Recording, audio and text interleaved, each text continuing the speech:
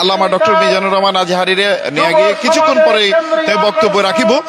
আর একটু দেখাবার চেষ্টা করি রাস্তার মধ্যে বিভিন্ন মানুষজন রাস্তার মধ্যে তাফসির উনি বললো বলে এরা অপেক্ষা করেন। আর দেখি চট্টগ্রামের বিভিন্ন প্রান্ত যেসব জায়গায় আছে গোলজার মোড়, জামাল খান মোড়, প্রত্যেক মিজানুর রহমান আজহারি, ডক্টর মিজানুর রহমান আজহারি এখন আলোচনা পেশ করছেন।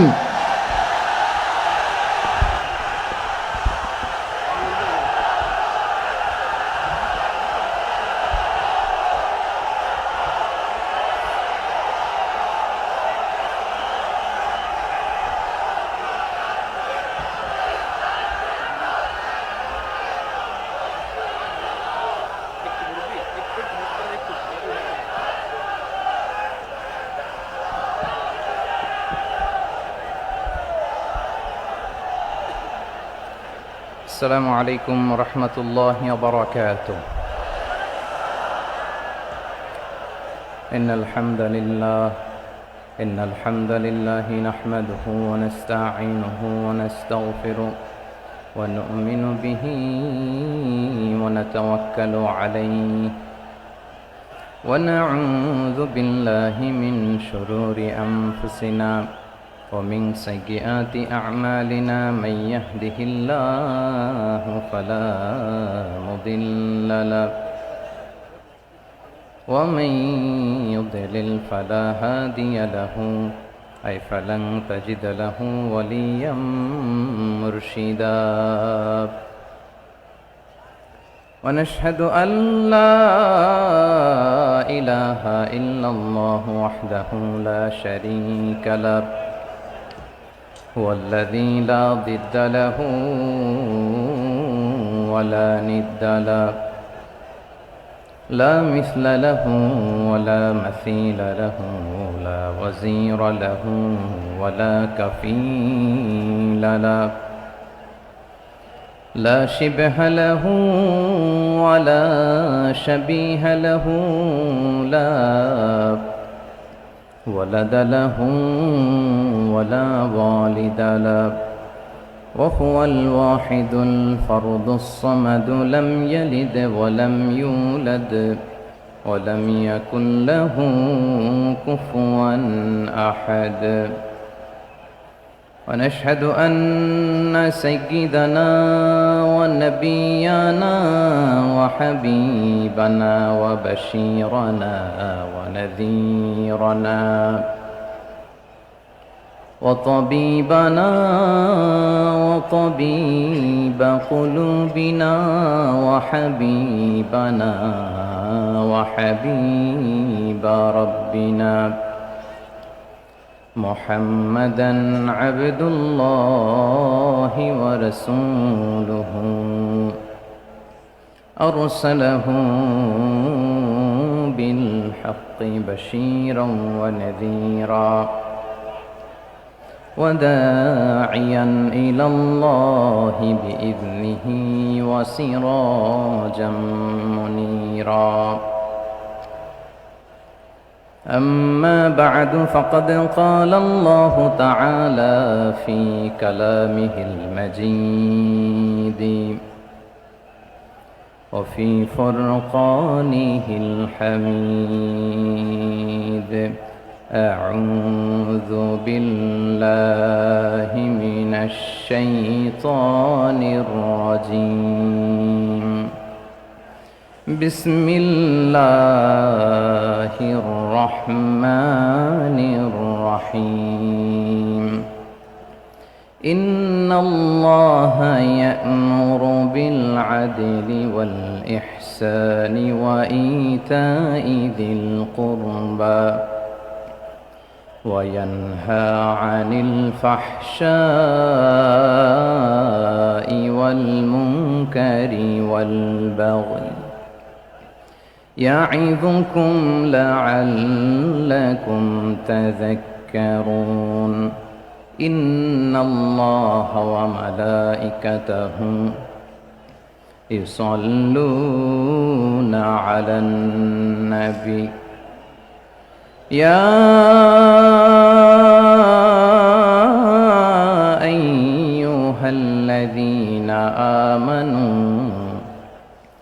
صلوا عليه وسلموا تسليما اللهم صل على محمد وعلى آل محمد كما صليت على إبراهيم وعلى آل إبراهيم إنك حميد مجيد اللهم بارك على محمد وعلى آل محمد كما باركت على إبراهيم وعلى آل إبراهيم إنك حميد مجيد সকল প্রশংসার মালিককে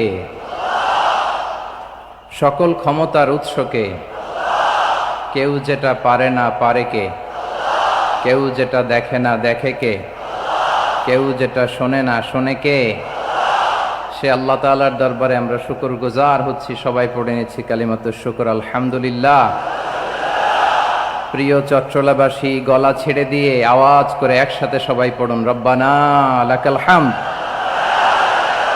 হামদান কাসীরান তাইয়্যিবান মুবারাকান ফি ইয়া রাব্বি লাকাল হামদু কামা ইয়ানবাগি লিজালালি ওয়াজহিকা ওয়া আযীমি সুলতানিকা লাকাল হামদু বিল ঈমান লাকাল হামদু বিল ইসলাম লাকাল হামদু বিল কুরআন আল্লাহ রাব্বুল ইজ্জা ওয়াল জালালের দরবারে শুকরিয়া জ্ঞাপনের পাশাপাশি আমি আজকের এই ঐতিহাসিক চট্টগ্রামের প্যারেড ময়দানে আয়োজিত 5 দিন ব্যাপী তাফসিরুল কোরআন মাহফিলের যারা সম্মানিত আয়োজকবৃন্দ ইসলামী সমাজ কল্যাণ পরিষদ চট্টগ্রামকে অন্তরের অন্তঃস্থল থেকে ধন্যবাদ এবং মোবারকবাদ জানাতে চাই যারা দীর্ঘ কয়েক মাস ব্যাপী অনেক কষ্ট করে অনেক ডিজাইন করে অনেক প্ল্যান প্রোগ্রাম করে এরকম চমৎকার একটি কোরআনের বাগানকে সাজিয়েছে আজকের এই প্রোগ্রামের সম্মানিত সভাপতি প্রধান অতিথি বিশেষ অতিথি মঞ্চে উপবিষ্ট উলামায়ে কেরাম কমিউনিটি লিডার্স চট্টগ্রামের বিভিন্ন পর্যায়ের বিভিন্ন দলের সামাজিক ধর্মীয় রাজনৈতিক নেতৃবৃন্দ ব্যবসায়ী ভাইয়েরা চাকরিজীবী ভাইয়েরা শ্রমজীবী ভাইয়েরা ছাত্র ভাইয়েরা পর্দার আড়ালে আমার মায়েরা এবং বোনেরা সাংবাদিক বন্ধুরা মিডিয়া কর্মী ইউটিউবার্স ভলান্টিয়ার্স আপনাদের সবাইকে অন্তরের অন্তঃস্থল থেকে শুভেচ্ছা জানাই মোবারকবাদ জানাই আপনারা সবাই কেমন আছেন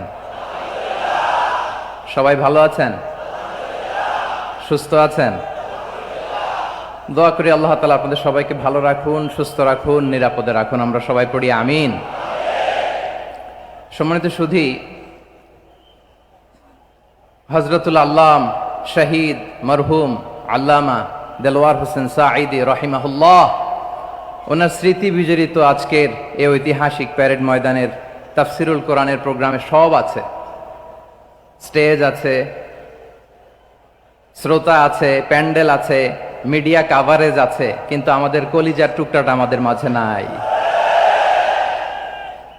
আজকের এই প্রোগ্রামে আলোচক হয়ে এই চেয়ারে আমি না বসে ওই শ্রোতাদের কাতারে বসে যদি আমাদের আল্লামার নুরানি চেহারার দিকে তাকিয়ে ওয়াজ শুনতে পারতাম আমাদের হৃদয়টা ঠান্ডা হয়ে যেত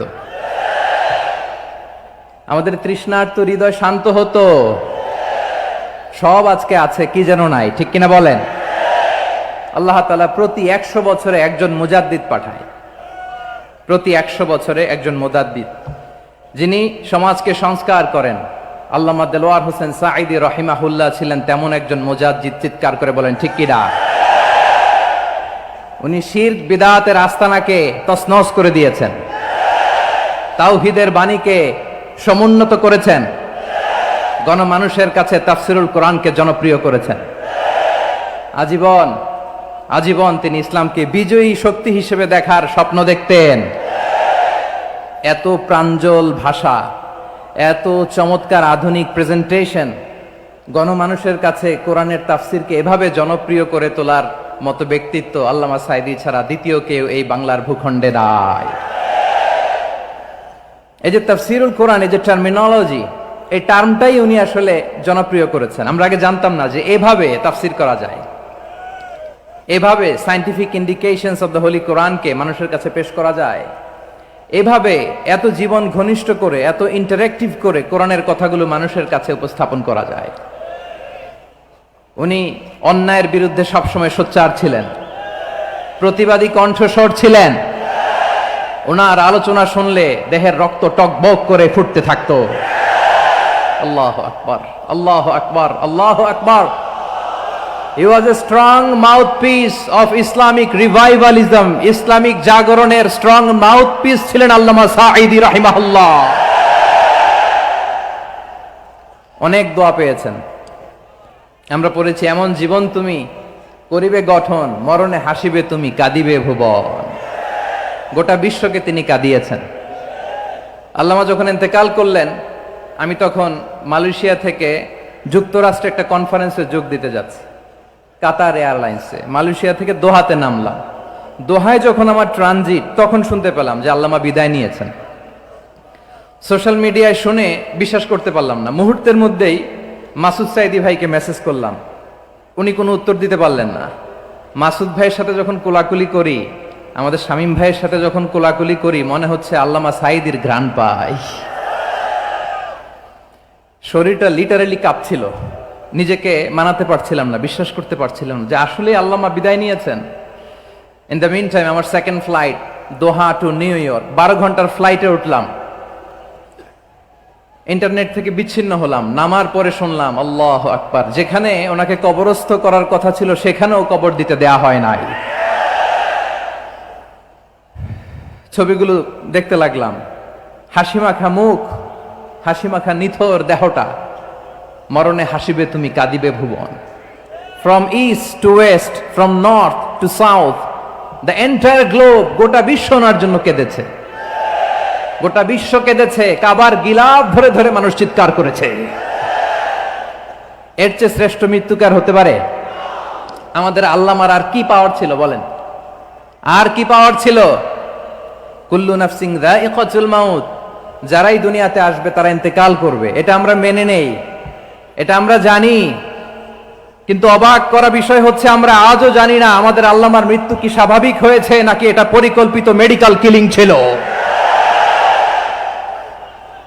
এটা যে পরিকল্পিত মেডিকেল কিলিং ছিল, এটা ধারণা করার পেছনে অনেক কারণ আছে। তিনি আধিপত্যবাদের বিরুদ্ধে সোচ্চার ছিলেন, ফ্যাসিবাদের বিরুদ্ধে সোচ্চার ছিলেন, রাজনৈতিক প্রতিহিংসার শিকার ছিলেন। এজন্য এটা মেডিকেল কিলিং হতে পারে এ ধারণা আমরা করতেই পারি। আওয়াজ করে বলেন ঠিক কিনা? যেই সময়টা আমরা কাটাচ্ছি, এত সুন্দর সময় বাংলাদেশ আর পাবে না। আমাদের জন্মের পর থেকে এরকম চমৎকার সময় আমরা পাই নাই। এটাই আসল সময়। আমরা ইন্টারিম গভর্নমেন্টের কাছে দাবি জানাই, উচ্চতর তদন্ত কমিটি করে এটা কি হত্যাকাণ্ড ছিল নাকি স্বাভাবিক মৃত্যু ছিল, এই রিপোর্ট গণমানুষের কাছে প্রচার করে জানাতে হবে।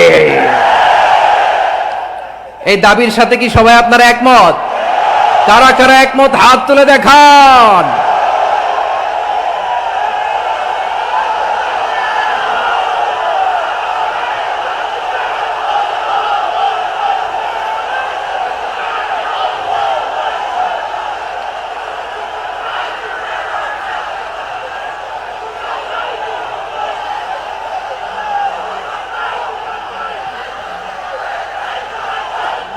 আমার প্রিয় ভাইয়েরা, প্রিয় চট্টলাবাসী, আল্লাহ তাআলা তার এই মুখলেস গোলামকে তার জান্নাতুল ফেরদাউসের মেহমান হিসেবে কবুল করুক, তার জীবনের সকল খেদমাগুলোকে কবুল করুক, জান্নাতুল ফেরদাউসের আলা মাকামে তাকে মেহমান হিসেবে কবুল করুক। আল্লামা শহীদ দেলোয়ার হোসেন সাঈদী রাহিমাহুল্লাহ, উনি ছাড়াও এই ঐতিহাসিক ময়দানে কথা বলেছেন আল্লামা লুৎফুর রহমান রাহিমাহুল্লাহ। চলে গিয়েছেন আমাদেরকে ছেড়ে। তিনি বলতেন, ইনশাআল্লাহ মিজান আবার আসবে। হুজুর আমি তো আসলাম, আপনি তো আমাদেরকে ছেড়ে চলে গেলেন। আল্লাহু আকবার, আল্লাহু আকবার, আল্লাহু আকবার। গলায় কোনো সুর ছিল না, সুর দিয়ে কথা বলতেন না, কিন্তু এত চমৎকার শব্দের বুনন, এত চমৎকার প্রেজেন্টেশন, এত চমৎকার ভাবে ঐতিহাসিক বর্ণনাগুলো তিনি উপস্থাপন করতেন। মন্ত্রমুগ্ধ হয়ে আমরা আল্লামা লুৎফুর রহমানের কথা শুনেছি। আমরা হযরতুল আল্লাম লুৎফুর রহমান রাহিমাহুল্লাহর জন্য এই বিশাল ময়দান থেকে দোয়া করছি, আল্লাহ তাআলা তুমি তোমার এই খাদেমকে জান্নাতের মেহমান হিসেবে কবুল করে নাও। আরো অনেক আল্লামারা এখানে কথা বলেছেন, বিশেষ করে বাইতুল শরফের মরহুম পীর সাহেব হুজুর থেকে শুরু করে আরো যারা যারা তারকাতুল্য ওলামায়ে কেরাম এই চট্টগ্রামের ময়দানে কথা বলেছেন, আলো ছড়িয়েছেন। আমরা এই লক্ষ লক্ষ তাওহীদি জনতাকে নিয়ে তাদের জন্য দোয়া করছি, আল্লাহ তাআলা ওনাদের জীবনের সকল ভুল ত্রুটি ক্ষমা করে দিয়ে তাদেরকে জান্নাতুল ফেরদাউসের মেহমান বানিয়ে নিক। আমরা এই ঐতিহাসিক প্যারেড ময়দানের প্রোগ্রাম থেকে স্মরণ করতে চাই 24-এর ছাত্র নাগরিক অভ্যুত্থানে আমার যে সমস্ত ছাত্র নাগরিক ভাইয়েরা দেহের তাজা রক্ত বিলি দিয়ে নতুন বাংলাদেশ আমাদেরকে উপহার দিয়েছে। বিশেষ করে আপনাদের এই চট্টগ্রামের শহীদ ফাইসাল, শহীদ ওয়াসিম সহ সকল শহীদকে আল্লাহ তাআলা কবুল করুক, আমরা সবাই পড়ি আমিন। প্রিয় ভাইয়েরা, আমি নগণ্য একজন কোরআনের ছাত্র, এত বিশাল মঞ্চে এত বড় প্ল্যাটফর্মে কথা বলা আমার জন্য সাজে না। তারপরও আমাদের মুরব্বীরা আমাদের ডানে বায়ে বসে আছেন, ওনাদের আদেশ ক্রমে, ওনাদের অনুমতি ক্রমে কিছু কথা আজকের এই ঐতিহাসিক প্রোগ্রামে আপনাদের সামনে উপস্থাপন করার চেষ্টা করব। ওমা তাওফীকি ইল্লা বিল্লাহ। প্রিয় ভাইয়েরা, 5 দিন ব্যাপী এই তাফসিরুল কোরআনের প্রোগ্রামে অনেক ওলামা হযরত কথা বলেছেন। যারা কোরআন সুন্নাহ থেকে আমাদেরকে কোরআনের কথাগুলো শোনালেন, আমরা যেন সেগুলো আমল করতে পারি, আল্লাহ আমাদেরকে তৌফিক দান করুক। শুরুতে আমাদের নিয়তটাকে খালেস করে নেওয়া দরকার। এই যে গ্যাদারিং, এই যে হিউজ শোডাউন, এগুলো যদি আমাদের নিজেদেরকে পরিবর্তন না করে তাহলে এতে কোনো লাভ নাই। জোরে বলেন ঠিক কিনা? এই প্রোগ্রাম যদি আমাদের জীবনকে পরিবর্তন করে, আমাদের চিন্তার ডিএনএ কে চেঞ্জ করে দেয়, তাহলেই চট্টগ্রামের প্যারেড ময়দান সার্থক। আসুন আমরা চিন্তাকে খালেস করে নেই। আমরা সবাই নিয়ত করি যে যতটুকু কথা আমরা কোরআনের আলোকে শুনবো, আমলের নিয়তে শুনবো ইনশাআল্লাহ। বলেন সবাই। আপনারা সবাই ঠিকঠাক আছেন তো? কখন আসছেন আপনারা? সবাই আসছেন কখন? সকালে, কেউ দুপুরে, 9টায়? আল্লাহ আল্লাহ আল্লাহ। দুপুরের খাবার খাওয়ার সুযোগ হয়েছিল? খান নাই? রোজা রাখছেন? আহা, আমি কি দিয়ে বিদায় দেব আমার এই ভাইগুলোরে? আল্লাহ তুমি আমার ভাইগুলোরে কবুল করো। এই ইসলামের পক্ষের এই গণজোয়ারকে আগামীর বাংলাদেশের ইসলামের জন্য তুমি কবুল করো। যেই ভালোবাসা ইসলামের জন্য হয়, যেই গণজোয়ার কোরআনের জন্য হয়, পৃথিবীর কোন শক্তি দিয়ে সেটাকে আটকানো যায় না। জোরে বলেন ঠিক কিনা? এজন্য গ্রাজুয়ালি, সিস্টেম্যাটিক্যালি, মেথোডোলজিক্যালি আমাদেরকে আগাতে হবে, শুধু আবেগ দিয়ে নয়। বিবেকেরও দরকার আছে না নাই? প্রিয় ভাইয়েরা, আসুন, আমাদের কথা অনেক বেশি, সময় অনেক কম। আমরা আর কাল বিলম্ব না করে মহাবিশ্বয় মহাগ্রন্থ আল কোরআন আল কারীম থেকে কিছু কথা শুনি। আমি যেই টপিকটা নিয়ে আজকের এই ঐতিহাসিক চট্টগ্রামের প্যারেড ময়দানের তাফসিরুল কোরআন প্রোগ্রামে আলোচনা করব, সেটা হচ্ছে সূরাতু আন-নাহলের 90 নম্বর আয়াত নিয়ে কিছু কথা আমরা উপস্থাপন করবার চেষ্টা করব ইনশাআল্লাহ। আমার খুতবার শুরুতেই আপনারা মোটামুটি আন্দাজ করে ফেলেছেন যে আমি কি নিয়ে আলোচনা করব, কারণ যে আয়াতটি আমি তেলাওয়াত করেছি এই আয়াতটি প্রায়শই এই ভূখণ্ডে, এই বাংলাদেশে জুমার দিনে খতিব সাহেবরা দ্বিতীয় খুতবা শেষের দিকে পড়ে না? কি কমন পড়ছে?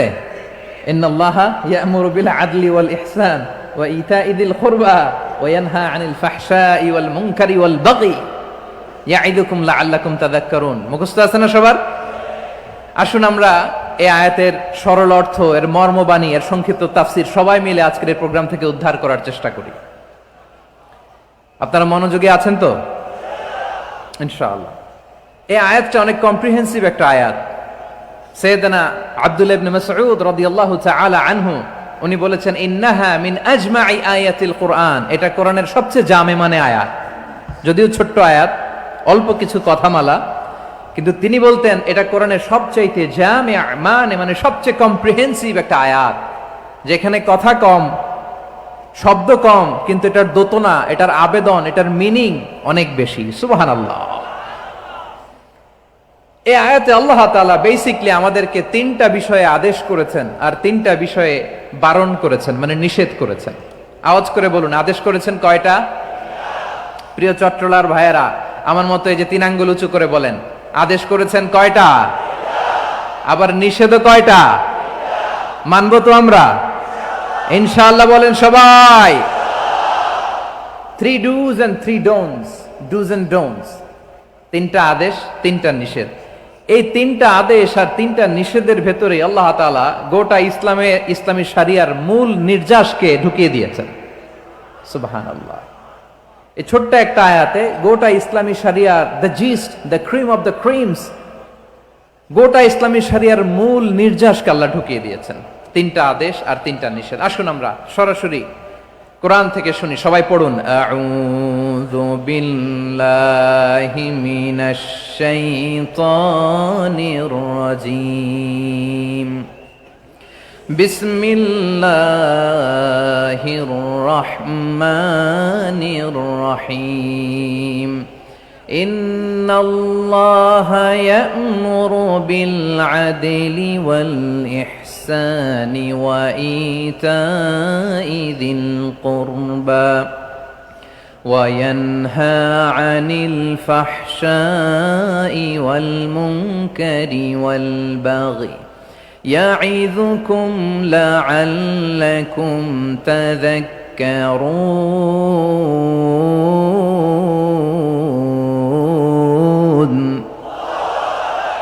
আল্লাহ তাআলা ইরশাদ করছেন, ইন্নাল্লাহা ইয়া'মুরু বিল আদলি ওয়াল ইহসান, নিশ্চয় আল্লাহ তাআলা তোমাদেরকে ন্যায় বিচারের আদেশ দেন, সদাচরণের আদেশ দেন, নিকটাত্মীয়দেরকে দানের আদেশ দেন। আদেশ কয়টা?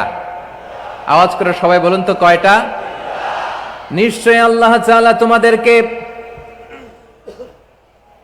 ন্যায় বিচারের আদেশ দেন, সদাচরণের আদেশ দেন, তিনি তোমাদের নিকটাত্মীয়দেরকে দানের আদেশ দেন, আর তিনি তোমাদেরকে অশ্লীলতা থেকে নিষেধ করেন, মন্দ কাজ থেকে নিষেধ করেন, অবাধ্যতা সীমা লঙ্ঘন থেকে নিষেধ করেন। তিনি তোমাদেরকে উপদেশ দেন যাতে তোমরা শিক্ষা গ্রহণ করো। সুবহানাল্লাহ। উপদেশ দিচ্ছে স্বয়ং কে? 3টা জিনিসের আদেশ। ইয়া'মুরু বিল আদল, সুবিচার, ন্যায় বিচারের আদেশ তিনি দেন। ইহসানের আদেশ দেন, যাতে আমরা ইহসান করি, একে অপরের প্রতি সুবিচার করি, মহানুভবতা দেখায়, অনুগ্রহ দেখায়, আর নিকট আত্মীয়দেরকে যেন আমরা দান করি। এই 3টা আদেশ তিনি দিয়েছেন। আর কোন 3টা জিনিস থেকে তিনি বারণ করেছেন? অশ্লীলতা, ফাহশা, মুনকার, মানে সব মন্দ আর অসৎ কাজ, এগুলো থেকে তিনি আমাদেরকে বারণ করেন। ওয়াল বাগি, অবাধ্যতা, সীমা লঙ্ঘন, এই 3টা কাজ থেকে তিনি আমাদেরকে বারণ করেন। তিনি আমাদেরকে উপদেশ দেন, স্বয়ং আল্লাহ তাআলা আমাদেরকে উপদেশ দেন যাতে করে আমরা শিক্ষা গ্রহণ করি। সুবহানাল্লাহ পড়ে। তাহলে আসুন আমরা ধরে ধরে একটা একটা করে সামনের দিকে আগাই। আল্লাহ তাআলা প্রথমে আমাদেরকে আদেশ দিয়েছেন আদালের। ইন্নাল্লাহা ইয়া'মুরু বিল আদল। আওয়াজ করে বলুন আল আদাল। সবাই পড়ুন আল আদাল। আমরা উর্দু জানি, হিন্দি জানি, অনেকে ইংরেজিও জানি, কিন্তু আরবি শব্দগুলো আমাদের মুখ দিয়ে বেরোতে চায় না। আওয়াজ করে বলুন আল আদাল। মাশাআল্লাহ। ইন্নাল্লাহা ইয়া'মুরু বিল আদল। আল্লাহ তাআলা আমাদেরকে আদলের আদেশ দেন। আদল অনেকে না বুঝলেও আদালত শব্দটা বুঝবেন। আদালত, আদালত, আদালত বুঝেন না? যেখানে বিচার কার্যের ফয়সালা করা হয়, কোর্ট কাচারি আদালত, এটা তো ভেরি কমন। এটা শুনছেন না সবাই? আদালত, যেখানে ন্যায় বিচার হবে, সুশাসন হবে। কিন্তু ভাগ্যের কি নির্মম পরিহাস, ওখান থেকে মিথ্যা সাক্ষী দিয়ে মনমতো রায় দিয়ে দেয়া হয়। এগুলোর পরিবর্তন হওয়ার দরকার আছে না নাই? প্রিয় ভাইয়েরা, আদালত, আল আদ, ইংরেজিতে বলে জাস্টিস, ন্যায় বিচার, সুবিচার, সুশাসন, জাস্টিস, আল আদাল, সব জায়গায় এই জাস্টিস থাকা দরকার। Justice should be prevailed in the society. The mission of all prophet was to uphold the justice. সব নবীর মিশন ছিল এই জাস্টিসকে, আদালকে, সুশাসন আর সুবিচারকে নিশ্চিত করা। পড়েন সুবহানাল্লাহ। And the core message of every divine scripture was to uphold justice. পৃথিবীর সব আসমানি কিতাবের মূল শিক্ষা ছিল এই জাস্টিসকে সমাজে এনশিওর করা, সুবিচার, সুশাসনকে এনশিওর করা। তাহলে প্রিয় ভাইরা, আমরা বুঝতে পারলাম আল আদ শব্দের মানে হচ্ছে ইনসাফ বা সুবিচার বা ন্যায় বিচার। এটা হচ্ছে একটা general meaning, very general meaning. আপনি যদি ইন ডেপথ বুঝতে চান, আরো ভেতরে যান, তাহলে আদল মানে হচ্ছে সমন্বয়, আদল মানে হচ্ছে ভারসাম্য, ব্যালেন্স। আদল মানে হচ্ছে মধ্যম পন্থা। সুবহানাল্লাহ পড়েন। কারণ সব সময় সমান সমান হইলেই সুবিচার হয় না। কথা কি বুঝতেছেন? ইসলামের দ্য কনসেপ্ট অফ আদল, এটা এমন আদল, এটা সব সময় সমান সমান নয়। যখন সমান সমান দেয়া দরকার, ইসলাম সমান সমান দেয়।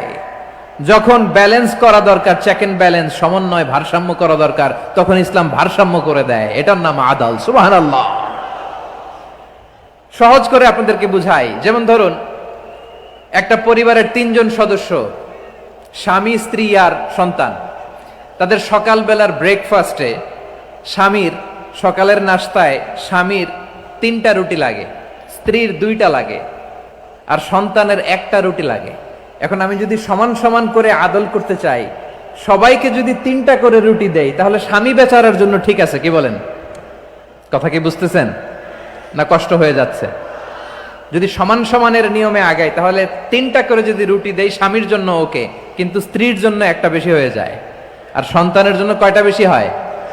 আচ্ছা, এই তো বুঝতেছেন, মাশাআল্লাহ। আচ্ছা, 2টা করে যদি সবাই দেই সমান সমান নীতিতে, তাহলে স্ত্রীর জন্য, স্ত্রী বেচারির জন্য ঠিক আছে, কিন্তু স্বামীর কয়টা কম পড়ে? আর সন্তানের বেশি হয়ে যায় কয়টা? আচ্ছা, সমান সমান নীতিতে সবাইকে যদি সকালের নাস্তার জন্য 1টা করে রুটি দেই, সন্তানের জন্য ঠিক আছে, কিন্তু স্ত্রী বেচারির কম পড়ে কয়টা? স্বামীর কম পড়ে কয়টা? 2টা। কথা কি বুঝতেছেন? আর আমি যদি স্বামীকে দেই 3টা, স্ত্রীকে দেই 2টা, আর সন্তানকে দেই 1টা, তাহলে কারো অপচয় হবে না। যার যতটুকু দরকার ঠিক ততটুকুই কাজে লাগবে। চিল্লায় বলেন ঠিক কিনা?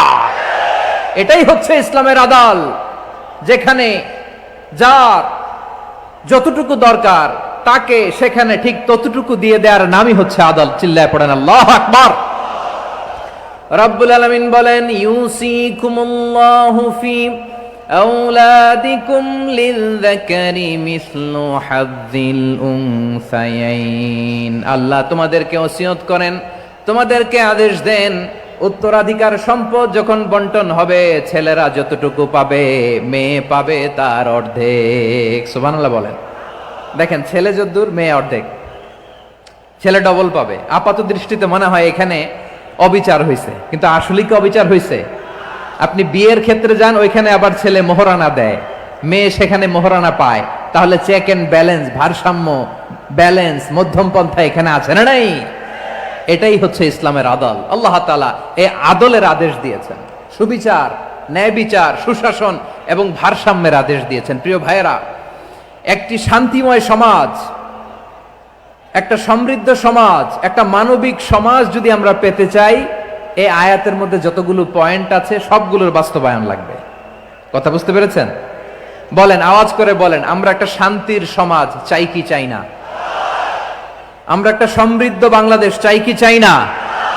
আমরা একটা মানবিক বাংলাদেশ চাই কি চাই না? এই আয়াতে আল্লাহ তাআলা একটা মানবিক সমাজের রূপরেখা টেনেছেন। তার প্রথম কথা হচ্ছে, ইন্নাল্লাহা ইয়ামুরু বিল আদল। আল্লাহ তাআলা তোমাদেরকে আদলের নির্দেশনা দেয়, সুবিচার, সুশাসনের নির্দেশনা দেয়। যে সমাজে আদল থাকে না, সেই সমাজে জুলুম মানুষের ঘাড়ে চেপে বসে। আদলের বিপরীত হচ্ছে জুলুম। আদলের বিপরীত কি? জুলুম বা জাওর, অত্যাচার, অবিচার, বৈষম্য।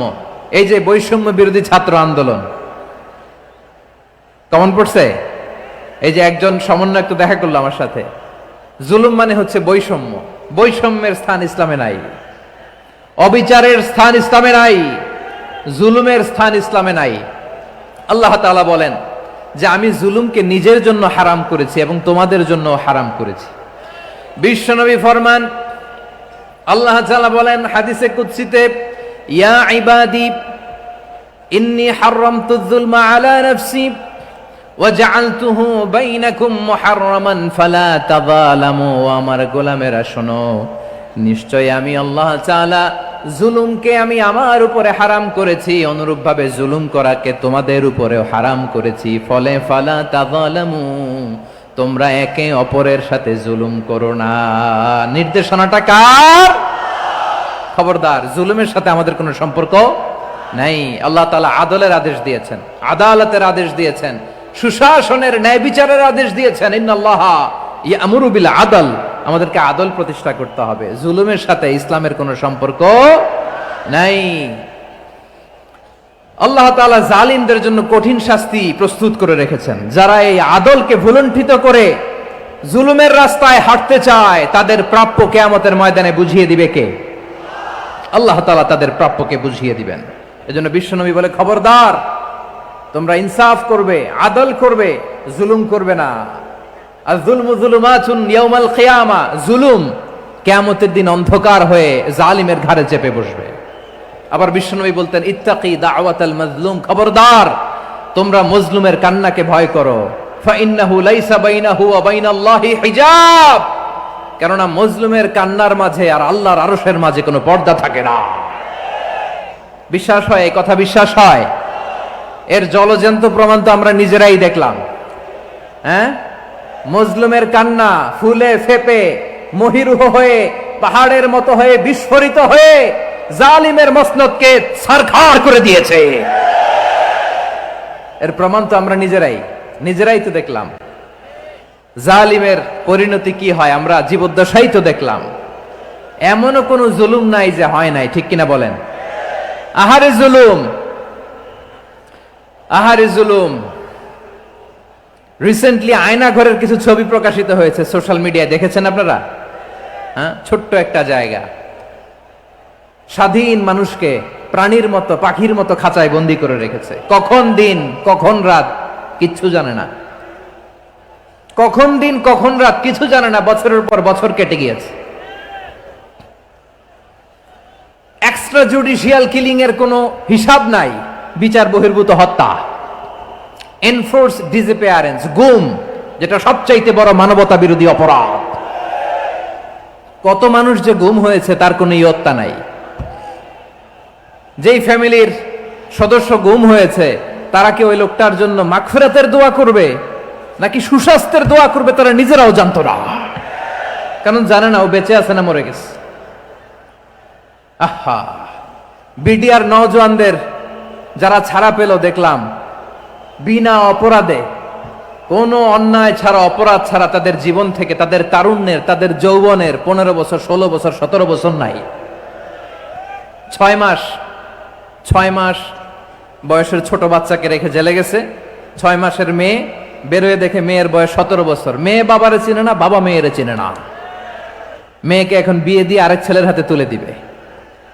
মেয়ের শৈশব বাবা দেখে নাই, মেয়ের কৈশোর বাবা দেখে নাই, মেয়ের তারুণ্য দেখে নাই। আরেক যুবককে দেখলাম 14 বছরের 14 দিনের সংসার, 2 সপ্তাহের সংসার শেষে জেলে গেছে। কত যুবকের যে স্ত্রী চলে গিয়েছে ফ্যামিলি ছেড়ে, কারণ জানে না তো কবে আসবে, কি হবে, কেউ জানতো না। দাম্পত্য জীবনের মাত্র 14 দিনের স্মৃতি, এই স্মৃতিকে আঁকড়ে ধরে এক বোন 16টা বছর, 17টা বছর কাটিয়ে দিয়েছে। আমি নিউজটা দেখে ভাবলাম, আমার এই বোনের প্রতিটি দিন কিভাবে কেটেছে, প্রতিটি রাত কিভাবে কেটেছে, প্রতিটি ক্ষণ কিভাবে কেটেছে। বিশ্বনবী বলেছেন, ইত্তাকি দাওয়াতাল মাজলুম ফাইন্না লাইসা বাইনাহু ওয়া বাইনাল্লাহি হিজাব। মাজলুমের কান্নাকে ভয় করো, কারণ মাজলুমের কান্না আর আল্লাহর মাঝে কোনো পর্দা থাকে না। আমরা আর এরকম কোন জুলুম বাংলাদেশে দেখতে চাই না। জোরে বলেন ঠিক কিনা? আর কেউ নতুন করে জালিম হোক আপনারা চান? আবার নতুন করে কেউ ফ্যাসিস্ট হোক আপনারা চান? এক দল আরেক দলকে নিশ্চিহ্ন করার রাজনীতিতে মেতে উঠুক, এটা আপনারা চান?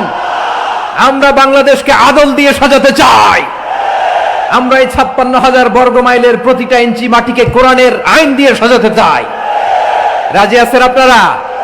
কারা কারা রাজি দেখান হাত তুলে আল্লাহকে।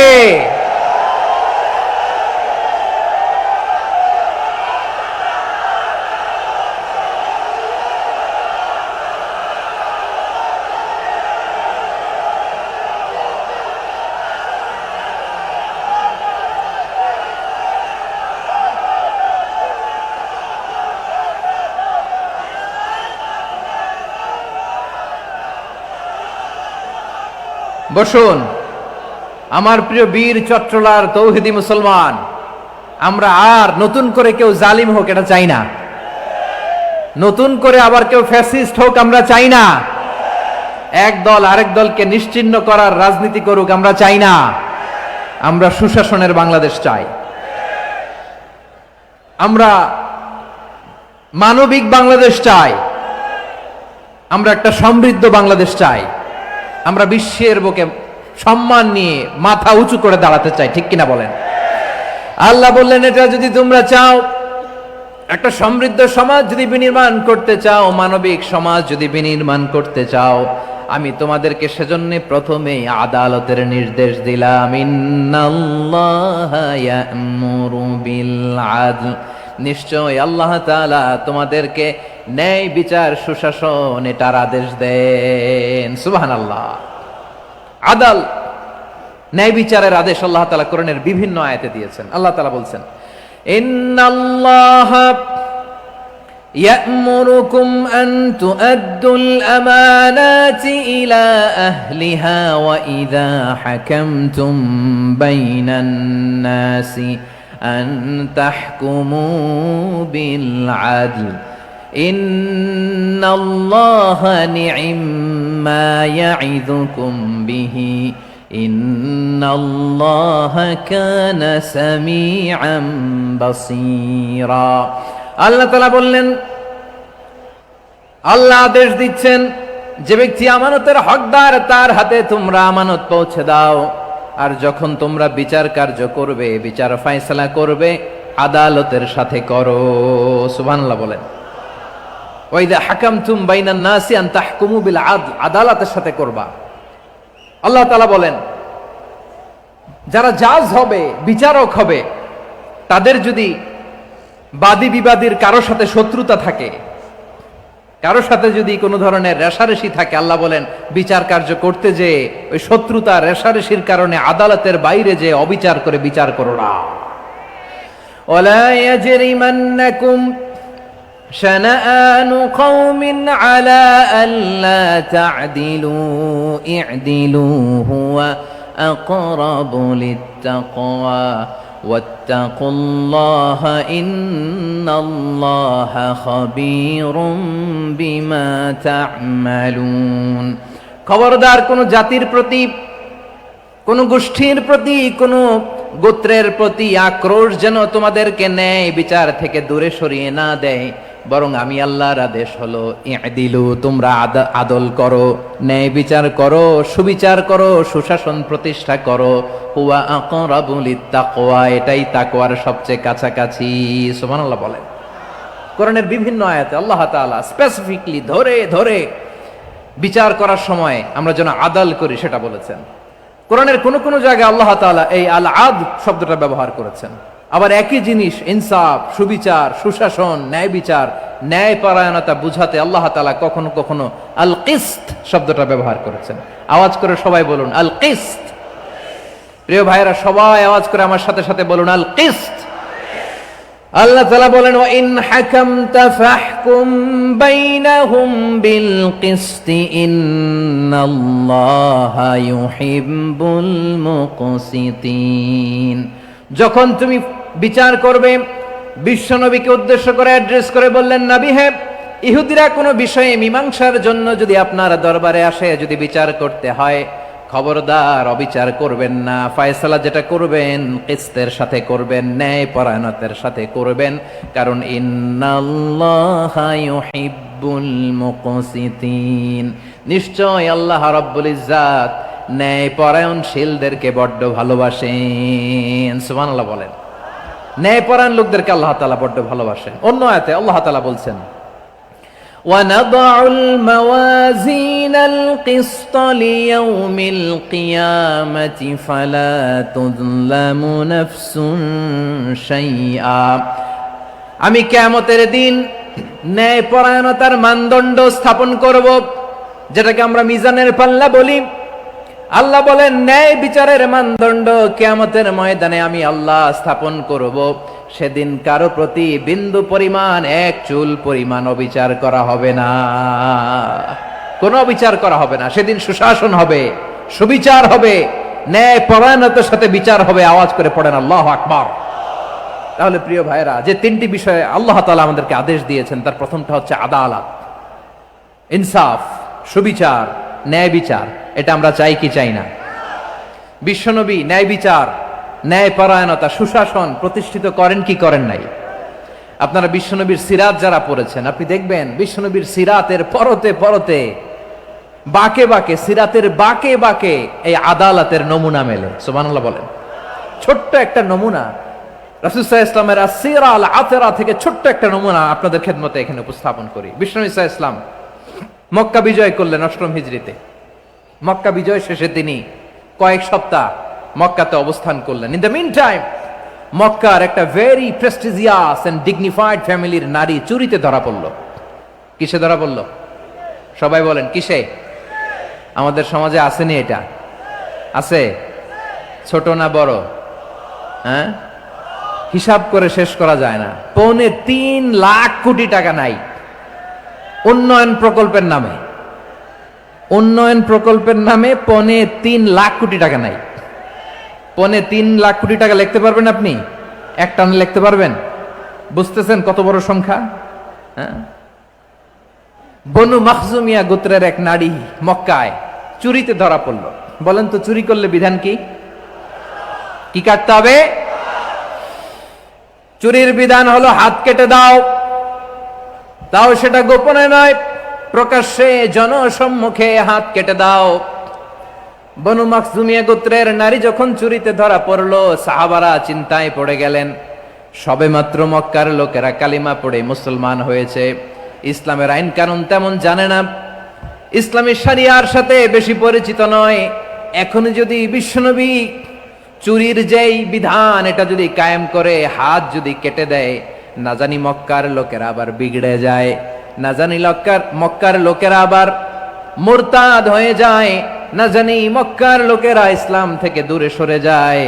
চলো চলো, সাহাবীরা মিলে পরামর্শ করলেন, চলো বিশ্বনবীর কাছে যে বলি, ও নবী, শুধু কেবলমাত্র একমাত্র এই নারীর জন্য চুরির হাত কাটার বিধানটা আপনি একটু থামিয়ে দেন। চুরির হাত কাটার যে বিধান এখানে একটু রহিত করে দেন, বাকিগুলা কইরেন, মদিনাতে যে চলবে, কিন্তু মক্কায় এবারের জন্য মাফ করে দেন। কিন্তু কে বলবে? এই যে পরামর্শ, সাজেশন, এটা কে দিবে বিশ্বনবীর কাছে? সাহাবারা চিন্তায় পড়ে গেলেন।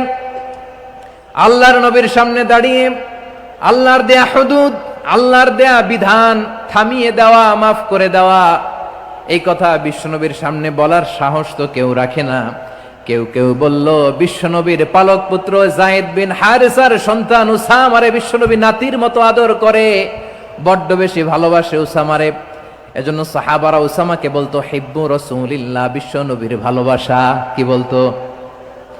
সাহাবীরা বললেন, বিশ্বনবীর ভালোবাসা হিব্বু রাসূলিল্লাহ, উসামারে পাঠাও।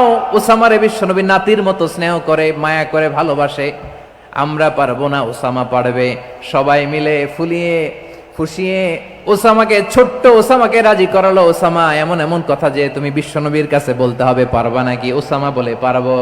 সাইয়েদনা ওসামা রাদিয়াল্লাহু তাআলা আনহু তরুণ সাহাবী বিশ্বনবীর কাছে গেলেন, যে বললেন, নবী, বনু মাখজুমিয়া গোত্রের এক নারী চুরিতে ধরা পড়েছে, এবারের জন্য কি এই মহিলাটারে মাফ করে দিলে হয় না? এবারের জন্য একটু ক্ষমা করা যায় না নবী? বিশ্বনবী বলেন, আতাশফাউ ফি হাদ্দিম মিন হুদুদিল্লাহ, তোমার এত বড় সাহস উসামা, তুমি আল্লাহর হাদ, আল্লাহর দেয়া বিধান, এটার ব্যাপারে সুপারিশ করতে এসেছো? তোমরা কি জানো তোমাদের আগে যত কওম, যত গোত্র, যত জনপদ ধ্বংস হয়েছে, তার কারণ ছিল তাদের মধ্যে গরিবরা অন্যায় করলে তারা বিচার করত, আর ধনীরা অন্যায় করলে তারা মাফ করে দিত। খবরদার! ওয়া আইমুল্লাহ লাউ আন্না ফাতিমাতা বিনতি মুহাম্মাদিন সারাকাত লাকাতা মুহাম্মাদুন ইয়াদাহা। বিশ্বনবী বললেন, আরে ওসামা, বানু মাখজুমিয়ার ওই প্রেস্টিজিয়াস এন্ড ডিগনিফাইড ফ্যামিলির মেয়ে তো দূর কি বাত, অনেক দূরের কথা। জেনে রেখো ওসামা, আমার কলিজার টুকরা, নয়নের পুটুলি ফাতেমাও যদি মক্কার জমিনে আজকে এই চুরির দায়ে ধরা পড়তো, আমি বিশ্বনবী মুহাম্মাদুর রাসূলুল্লাহ ধরে ফাতেমার ডান হাতটা কেটে দিতে এক বিলম্ব দেরি করতাম না। ইন্নাল্লাহা ইয়া'মুরু বিল আদল, আমাদেরকে জাস্টিস শিখায় পশ্চিমারা, আমাদেরকে ইনসাফ শিখায়, আমাদেরকে সুশাসন শিখায়। আর ইনসাফ, সুশাসন, ন্যায় বিচার, সুবিচার, জাস্টিস কারে বলে বিশ্বনবীর বায়োগ্রাফি থেকে জেনে নাও। এই ছিল বিশ্ব ইসলামের আদালতের নমুনা। আপনি যদি সাইয়েদনা ওমর ফারুকের জীবনের দিকে তাকান, এমন কঠোর, এমন বীর সেনানী ছিলেন। সাইয়েদনা ওমর ফারুক যদি রাস্তার এই মাথা দিয়ে হাঁটা শুরু করতেন, শয়তান ওমর ফারুককে দেখলে ওই রাস্তা রেখে দিয়ে অন্য রাস্তা দিয়ে হাঁটতো। সুবহানাল্লাহ। ওমর ফারুক রাদিয়াল্লাহু তাআলা আনহু কি পার্সোনালিটি ছিল, কি পার্সোনালিটি। আমাদের এলাকায় ছোট বাচ্চারা রাতে ভাত খেতে চায় না, আমার মেয়েটাও খেতে চায় না। এই এটা দিব, ওইটা দিব, আজকে মাহফিলে আসার সময় বলে দিছে লিস্ট করে এটা এটা আনতে হবে। তো ছোট্ট বাচ্চাদের অনেক বায়না থাকে, ওরা রাতে খেতে চায় না। তো মায়েরা বিভিন্ন ভয় দেখায়, এই বাঘ আসবে, বাঘ আসবে খাও, এই ভূত আসবে, ভূত আসবে খাও। আপনারা কি বলেন চট্টগ্রামে? কি আসবে? হ্যাঁ, ভূত, ভূত, ভূত আসবে, বাঘ আসবে, খাও খাও খাও, তাড়াতাড়ি খাও। তো বাচ্চারা এগুলো শুনে ভয়ে খেতে শুরু করে। মদিনার জমিনেও একই ঘটনা ঘটতো। মদিনার ছোট্ট ছোট্ট সোনামণিরা খেতে চাইতো না। তো মায়েরা বলতো, হা হুয়া ইয়াতি উমর, হা হুয়া ইয়াতি উমর, ওই যে উমর আসতেছে, উমর। ওমরে ফারুকের কথা শুনলেই বাচ্চারা একেবারে ঠান্ডা। সুবহানাল্লাহ পড়বেন না? প্রভু তুমি বলেছ রাসূল দেবে না, বলনি দেবে না ওমর, বলনি দেবে না হামজা তারিক, খালিদ বিজয় সমর। প্রভু তুমি বলেছ রাসূল দেবে না, বলনি দেবে না ওমর, বলনি দেবে না হামজা তারিক, খালিদ বিজয় সমর। প্রভু তুমি বলেছ রাসূল দেবে না। আল্লাহু আকবার। ওমর ফারুক রাদিয়াল্লাহু তাআলা আনহু, ওনার কথা শুনলে গায়ের মধ্যে গুজবাম হয়, গায়ের পশমগুলো দাঁড়িয়ে যায়। সুবহানাল্লাহ বলেন। কি পার্সোনালিটি ছিল, কি ব্যক্তিত্ব ছিল। মুনাফিকরা ওমর ফারুককে জমের মতো ভয় পেতেন। শয়তান, খুদ শয়তান এই রাস্তা দিয়ে আসলে শয়তান অন্য রাস্তা দিয়ে হাঁটতো। ওমর ফারুক রাদিয়াল্লাহু তাআলা আনহুর জীবনে যদি দেখেন, তাহলে সেখানে আপনি আদালতের, ইনসাফের, সুশাসনের, জাস্টিসের নমুনা দেখতে পাবেন। কয়টা শুনবেন? সাইয়েদনা ওমর ফারুকের রাদিয়াল্লাহু তাআলা আনহুর সন্তান আব্দুর রহমান মিশরে মদ খেয়ে মদ্যপ অবস্থায় ধরা পড়েছে। মদ খাওয়ার কারণে, মদ যদি কেউ পান করে আর যদি প্রমাণিত হয়, তার বিচার হলো 80 বেত। আওয়াজ করে বলেন কয় বেত? বাংলাদেশেও তো এই আইন আছে নাকি? বাংলাদেশে আছে? হ্যাঁ, মদ খাইলে 80 বেত, এই আইন বাংলাদেশে চালু হোক। আমরা চাই কি চাই না? চাই সবাই। এজন্যই তো ইসলাম ভাল লাগে না। ইসলামকে ভাল লাগে না। ইসলামকে আউট করে রাখতে পারলেই তো এরকম বড় বড় বোতল খাওয়া যায়। একেবারে সহজ, পানির মতো সহজ, হিসাব একেবারে সহজ। ওমর ফারুক রাদিয়াল্লাহু তাআলা আনহুর ছেলে ভুল করে মদ পান করে ফেলেছিলেন। আব্দুর রহমান, ঘটনা ঘটেছে মিশরে। মিশরের গভর্নর তখন আমর ইবনুল আস রাদিয়াল্লাহু তাআলা আনহু। আব্দুর রহমানের ভাই যে গভর্নরকে বলল, গভর্নর যদি একটু দয়া করেন, খলিফার ছেলে আমার ভাই আব্দুর রহমান মদ্যপ অবস্থায় ধরা পড়েছে, জনসম্মুখে যদি আপনি বেত্রাঘাত করেন আমাদের প্রেস্টিজ থাকে না, যদি 80 বেত আপনি মারেন আমার কোনো কথা নাই, কিন্তু ঘরের ভেতরে মারেন। আব্দুর রহমানের ভাইয়ের সুপারিশ শুনে সাইয়েদনা আমর ইবনুল আস রাদিয়াল্লাহু তাআলা আনহু রাজি হয়ে গেলেন। ঘরের ভেতরে লোকচক্ষুর আড়ালে 80 বেত তিনি মানলেন। কিন্তু ঘটনাক্রমে এই কথা লুকিয়ে লুকিয়ে ঘরের ভেতরে 80 বেত মারার কথা সাইয়েদনা ওমর ফারুক মদিনা থেকে জানতে পারলেন। মদিনা থেকে তিনি ফরমান জারি করলেন, এই বিচার যেমনটি আমর ইবনুল আস আদায় করেছে, এটা প্রকৃতপক্ষে আদায় হয় নাই। আসো সবাই মদিনায় আসো, আমর ইবনুল আস মদিনায় আসো, আব্দুর রহমানও আসো, সবাই আসো, জনসম্মুখে এই বিচার কার্যকর করতে হবে। সাইয়েদনা ওমর ফারুক মসজিদে নববীর পিলারের মধ্যে নিজের ছেলেকে বাঁধলেন, আবার জনসম্মুখে 80টা বেত তার গায়ের মধ্যে মারলেন। মাজমুয়ে ফাতাওয়া ইবনে তাইমিয়া রাহিমাহুল্লাহ উনি এটা নকল করেছেন। এটা সবচেয়ে বিশুদ্ধ মত। আরো অনেক মত আছে, মারা গেছে কবরের উপর, ওগুলো বাদই দিলাম। কেমন খলিফা ছিলেন, কেমন খলিফা? পশ্চিমারা তোমরা জাস্টিস আমাদেরকে শেখাও, ইনসাফ কারে বলে সুশাসন আমাদেরকে তোমরা শিখাও। ওমরে ফারুক রাদিয়াল্লাহু তাআলা আনহু ওইটাকে, ওই বিচারকে তিনি ধর্তব্য মনে করেন নাই, মদিনাতে এনে আবার জনসম্মুখে আবার 80 বেত মেরেছেন। মিশরে ওমরে ফারুক রাদিয়াল্লাহু তাআলা আনহু আমর ইবনুল আসকে গভর্নর করে পাঠালেন। সেখানে আমর ইবনুল আসের ছেলে একটা প্রতিযোগিতায় রানার আপ হয়েছে, এক মিশরি সেখানে চ্যাম্পিয়ন হয়েছে। রানার আপ বুঝতে পেরেছেন তো? রানার আপ সেকেন্ড হয়েছে, এক মিশরি হয়েছে চ্যাম্পিয়ন প্রথম। কিন্তু গভর্নরের ছেলে ও জিততে পারে নাই, ও রাগে ওই মিশরির গায়ের মধ্যে কয়েকটা লাঠি দিয়ে বাড়ি মেরেছে। মিশরি যে মদিনাতে ওমরে ফারুকের কাছে বিচার দিলেন, আপনার গভর্নরের ছেলে অন্যায়ভাবে আমার গায়ে হাত তুলেছে। সাইয়েদনা ওমরে ফারুক আবার ফরমান জারি করলেন, আসো মদিনাতে আসো। মিশরীকে ডাকলেন। ওই মিশরের গভর্নর আমর ইবনুল আস রাদিয়াল্লাহু তাআলা আনহুকে ডাকলেন, তার ছেলেকেও ডাকলেন, সবাই বসে রইল। আমর ইবনুল আস রাদিয়াল্লাহু তাআলা আনহু মাথা নিচু করে বসে আছেন, লজ্জায় কাচুমাচু। হায় হায়, আজকে আমার ছেলের কারণে আমিরুল মুমিনিন খলিফাতুল মুসলিমিন ওমরে ফারুকের কাছে আমি জনসম্মুখে লজ্জিত হচ্ছি। সাইয়েদনা ওমরে ফারুক বললেন, এই নাও লাঠি, গভর্নরের ছেলে তোমার মাথার মধ্যে যতগুলো বাড়ি মেরেছে, আজকে জনসম্মুখে তুমি অতগুলা বাড়ি মারো। মিশরি বলে, থাক, আপনি যে ডেকে আনছেন সবার সামনে এটা বলছেন, এতেই আমি খুশি। আল্লাহু আকবার। আপনার মহানুভবতা দেখে আমি খুশি, আর অপমানের দরকার নাই। ওমরে ফারুক বলে, না, খবরদার, এই কথা মিশরি তুমি বলো না, মারো, যতগুলা বাড়ি মেরেছে মারো।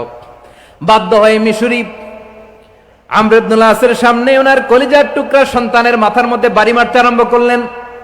ঠিক যতগুলা বাড়ি গভর্নরের ছেলে আমর ইবনুল আসের ছেলে মিশরির গায়ে মেরেছিল, মাথায় মেরেছিল, মিশরি গুনে গুনে ততটা মারলেন।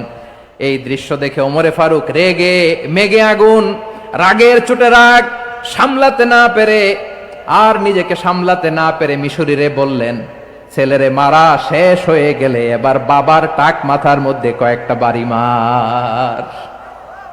রাগের চোটে, আউট অফ অ্যাঙ্গার, রাগের চোটে, যে আমার পাঠানো গভর্নর আমর ইবনুল আস তার ছেলেকে কেন আদব তারবিয়া কেন শিক্ষা দিতে পারে না। ছেলেরে মারা হইলে এবার আমর ইবনুল আসের মাথার মধ্যে দুইটা মারো। এটা রাগে বলেছেন, এটা শাস্তি হিসেবে না। সুবহানাল্লাহ পড়ে। তোমরা আমাদেরকে সুশাসন শিখাও, আমাদেরকে সুশাসন শিখাও। বিশ্বনবী বলেন, আদল এটা যেন তেন বিষয় না, এটা দিয়েই মানবিক সমাজ গড়তে হবে। আল্লাহ তাআলা কিয়ামতের কঠিন ময়দানে, যেদিন স্বামী স্ত্রীকে চিনবে না, স্ত্রী স্বামীকে দেখে পালিয়ে যাবে, বন্ধু বন্ধুরে চিনবে না, পীর সাহেব মুরিদরে চিনবে না, মুরিদ পীর সাহেবরে চিনবে না, দলের কর্মী তার নেতারে চিনবে না, নেতা তার কর্মীরে চিনবে না, বন্ধু বন্ধুরে দেখে পালাবে। এই কঠিন মুহূর্তে সূর্যটা মাথার কাছে চলে আসবে, জমিনটা তামার জমিন হবে, আজকের জমিনের মতো নয়। মানুষ ঘর্মাক্ত, ক্লান্ত, শ্রান্ত মাথার মগজগুলো কানের ছিদ্র আর নাকের ছিদ্র দিয়ে বেয়ে বেয়ে পড়বে। বিশ্বনবী ফরমান, কিয়ামতের ওই কঠিন ময়দানে 7 শ্রেণীর ব্যক্তিকে রব্বুল আলামিন তার আরশের নিচে ছায়া দিবেন। তার মধ্যে প্রথম শ্রেণীর ব্যক্তি হলো ইমামুন আদিল। ইমামুন আদিল, ন্যায়পরায়ণ শাসক, যে ইনসাফের সাথে বিচার করে, যে জাস্টিস সমাজে সার্ভ করে, যে সুশাসন নিশ্চিত করে, ওই ইমামুন আদিল। আদিল শব্দটা বুঝছেন না? ইন্নাল্লাহা ইয়া'মুরু বিল আদল, পাইছেন? আদিল। 7 শ্রেণীর ব্যক্তিকে আল্লাহ তাআলা সুশীতল আরশের নিচে ছায়া দিবেন, যেদিন তার দেয়া ছায়া ছাড়া কোনো ছায়া থাকবে না। এর প্রথম হচ্ছে ইমামুন আদিল, ন্যায়পরায়ণ শাসক। চিল্লায় বলেন সুবহানাল্লাহ। আবার বিশ্বনবী বললেন, ইন্নাল মুকসিতিনা ইনদাল্লাহি আলা মানাবিরা মিন নূর আন ইয়ামিনির রহমান। কিয়ামতের দিন যারা ন্যায়পরায়ণ হিসেবে আল্লাহর সামনে দাঁড়াবে, কিয়ামতের দিন রব্বুল আলামিন তার আরশের ডান দিকে ওই ন্যায়পরায়ণ লোকদের জন্য আরশের ডান দিকে একটা নূরের মিম্বারে তাদেরকে বসার সুযোগ করে দিবে। আল্লাহর আরশের ডান দিকে ন্যায়পরায়ণ লোকদের জন্য আল্লাহ তাআলা নূরের মিম্বার বানাবে। চারটেখানে কথা মনে করেছেন, আল আদাল, জাস্টিস, ইন্নাল্লাহা ইয়া'মুরু বিল আদল। আল্লাহ তাআলা এই আদালতের নির্দেশনা দেয়, সুবিচার, সুশাসন। প্রিয় ভাইয়েরা, এটা আমরা বাংলাদেশে চাই কি চাই না? এই যে অরাজকতা, এই যে অন্যায়, এই যে জুলুম, এই যে ইনকনসিস্টেন্সি, সমাজের অসঙ্গতি, এর প্রধান কারণ জাস্টিস নাই, সুবিচার নাই, সুশাসন নাই। শেষবারের মতো আওয়াজ করে বলেন তো, আমরা বাংলাদেশে আদল চাই কি চাই না? তাহলে প্রথম নির্দেশনা শেষ, আল্লাহ তাআলা তোমাদেরকে আদলের আদেশ দেন। এরপরে আল্লাহ বললেন, আমি তোমাদেরকে ইহসানের আদেশ দেই। ইন্নাল্লাহা ইয়া'মুরু বিল আদলি ওয়াল ইহসান। আমি তোমাদেরকে যেমনি আদলের নির্দেশনা দেই, তেমনি ভাবে তোমাদেরকে ইহসানের নির্দেশনা দেই। ইহসান, আওয়াজ করে সবাই বলেন তো ইহসান। সবাই বলেননি, সবাই বললে এতটুকু আওয়াজ হবে আমি বিশ্বাস করি না। আওয়াজ করে বলুন আল ইহসান। ইহসান মানে কারো প্রতি সফট হার্টেড হওয়া, মহানুভব হওয়া, অনুগ্রহ পরায়ণ হওয়া, অনুগ্রহশীল হওয়া, একে অপরের প্রতি দয়াদ্র হওয়া। একে অপরের প্রতি দয়াদ্র, অনুগ্রহশীল হওয়া ছাড়া মানবিক সমাজ কশিনকালেও গঠন করা সম্ভব না। প্রিয় ভাইয়েরা, সুন্দর আচরণ দিয়ে, ইহসান দিয়ে যা জয় করা যায়, নরম আচরণ দিয়ে যেটা অর্জন করা যায়, কঠোরতা দিয়ে সেটা পারা যায় না। বিষ্ণু ঈসা ইসলাম ইহসান দিয়ে, কোমল আচরণ দিয়ে, তার অনুগ্রহ দিয়ে তিনি অনেক কাফিরের হৃদয়কে জয় করে ফেলেছেন।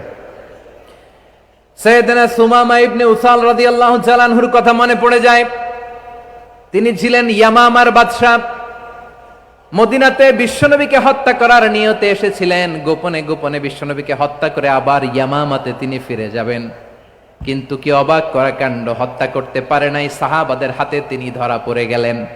সাইয়েদনা সুমামা ইবনে উসাল রাদিয়াল্লাহু তাআলা আনহু হত্যার নিয়তে আসলেন, কিন্তু হত্যা করতে পারলেন না। সাহাবারা ওনাকে ধরে ফেললেন, ধরে মসজিদে নববীর পিলারের মধ্যে বেঁধে রাখলেন।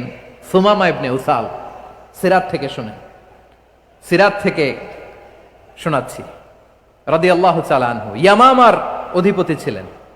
ইয়ামামা বিশ্বনবীকে হত্যার জন্য আসছেন, ধরা পড়ে গেছেন, এখন মসজিদে নববীতে বেঁধে রাখছে, তার মানে বন্দী। এখন স্ট্যাটাস কি? বন্দী, ক্যাপটিভ। বিষ্ণু ঈসা ইসলাম সাহাবাদেরকে বললেন, তার খোঁজ খবর নিও, সুমামা ইবনে উসালের খোঁজ খবর নিও। সাহাবার বলেন, ইয়া রাসূলুল্লাহ, আপনাকে হত্যা করতে এসেছে, তার তো কঠিন ক্যাপিটাল পানিশমেন্ট হওয়া দরকার, কঠিন শাস্তি হওয়া দরকার। বিষ্ণু বললেন, না, আমি যেটা জানি তোমরা সেটা জানো না, তোমরা সুমামার সাথে ভালো আচরণ করো। বিশ্বনবী সুমামার কাছে গেলেন। প্রথম দিন যে তিনি কালেমার দাওয়াত দিলেন, ইমানের দাওয়াত দিলেন, ইসলামের দাওয়াত দিলেন, রিসালাতের দাওয়াত দিলেন, আখিরাতের দাওয়াত দিলেন। পরের দিন যে বিশ্বনবী সালাতের দাওয়াত দিলেন, যাকাতের দাওয়াত দিলেন, ইসলাম কি, কিভাবে, কেমন করে পালন করতে হয় চমৎকার আর্টিকুলেট করতে শুরু করলেন।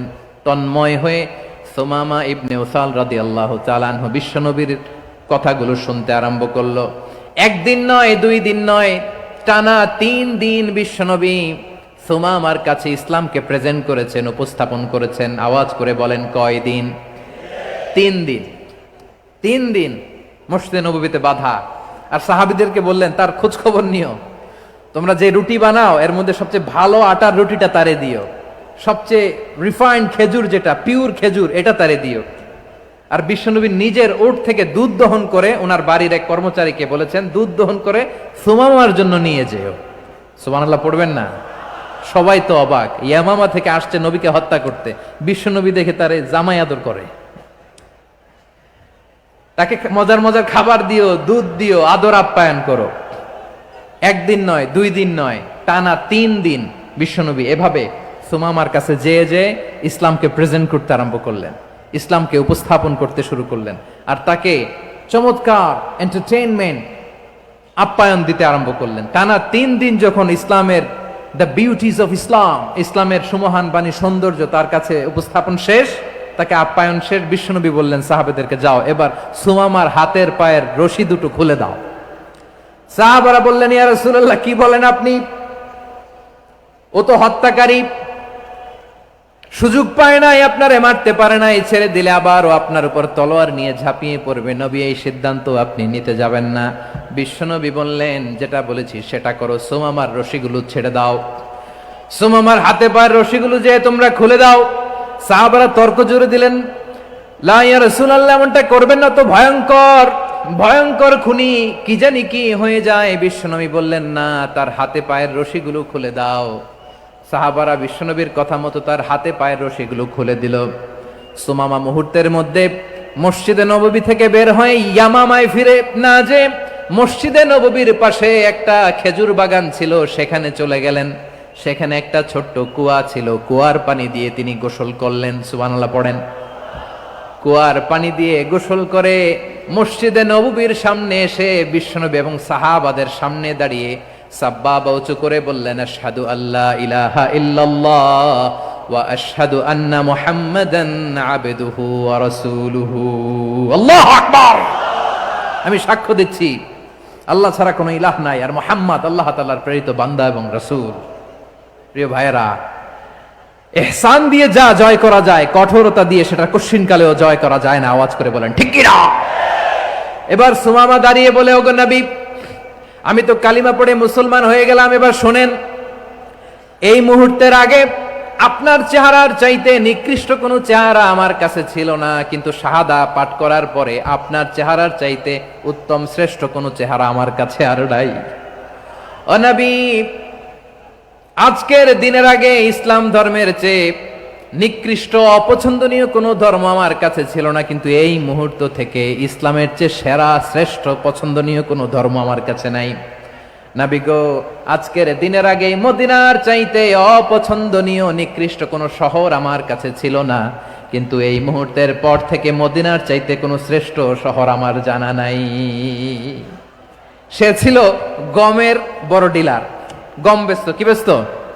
তার গম কিনে মক্কার লোকেরা রুটি খাইতো। সে ঘোষণা দিল, আজকে থেকে মক্কাবাসীদের জন্য সব গম আমি হারাম করে দিলাম, মক্কাবাসী এখন না খেয়ে মরে। সুবহানাল্লাহ পড়বেন না?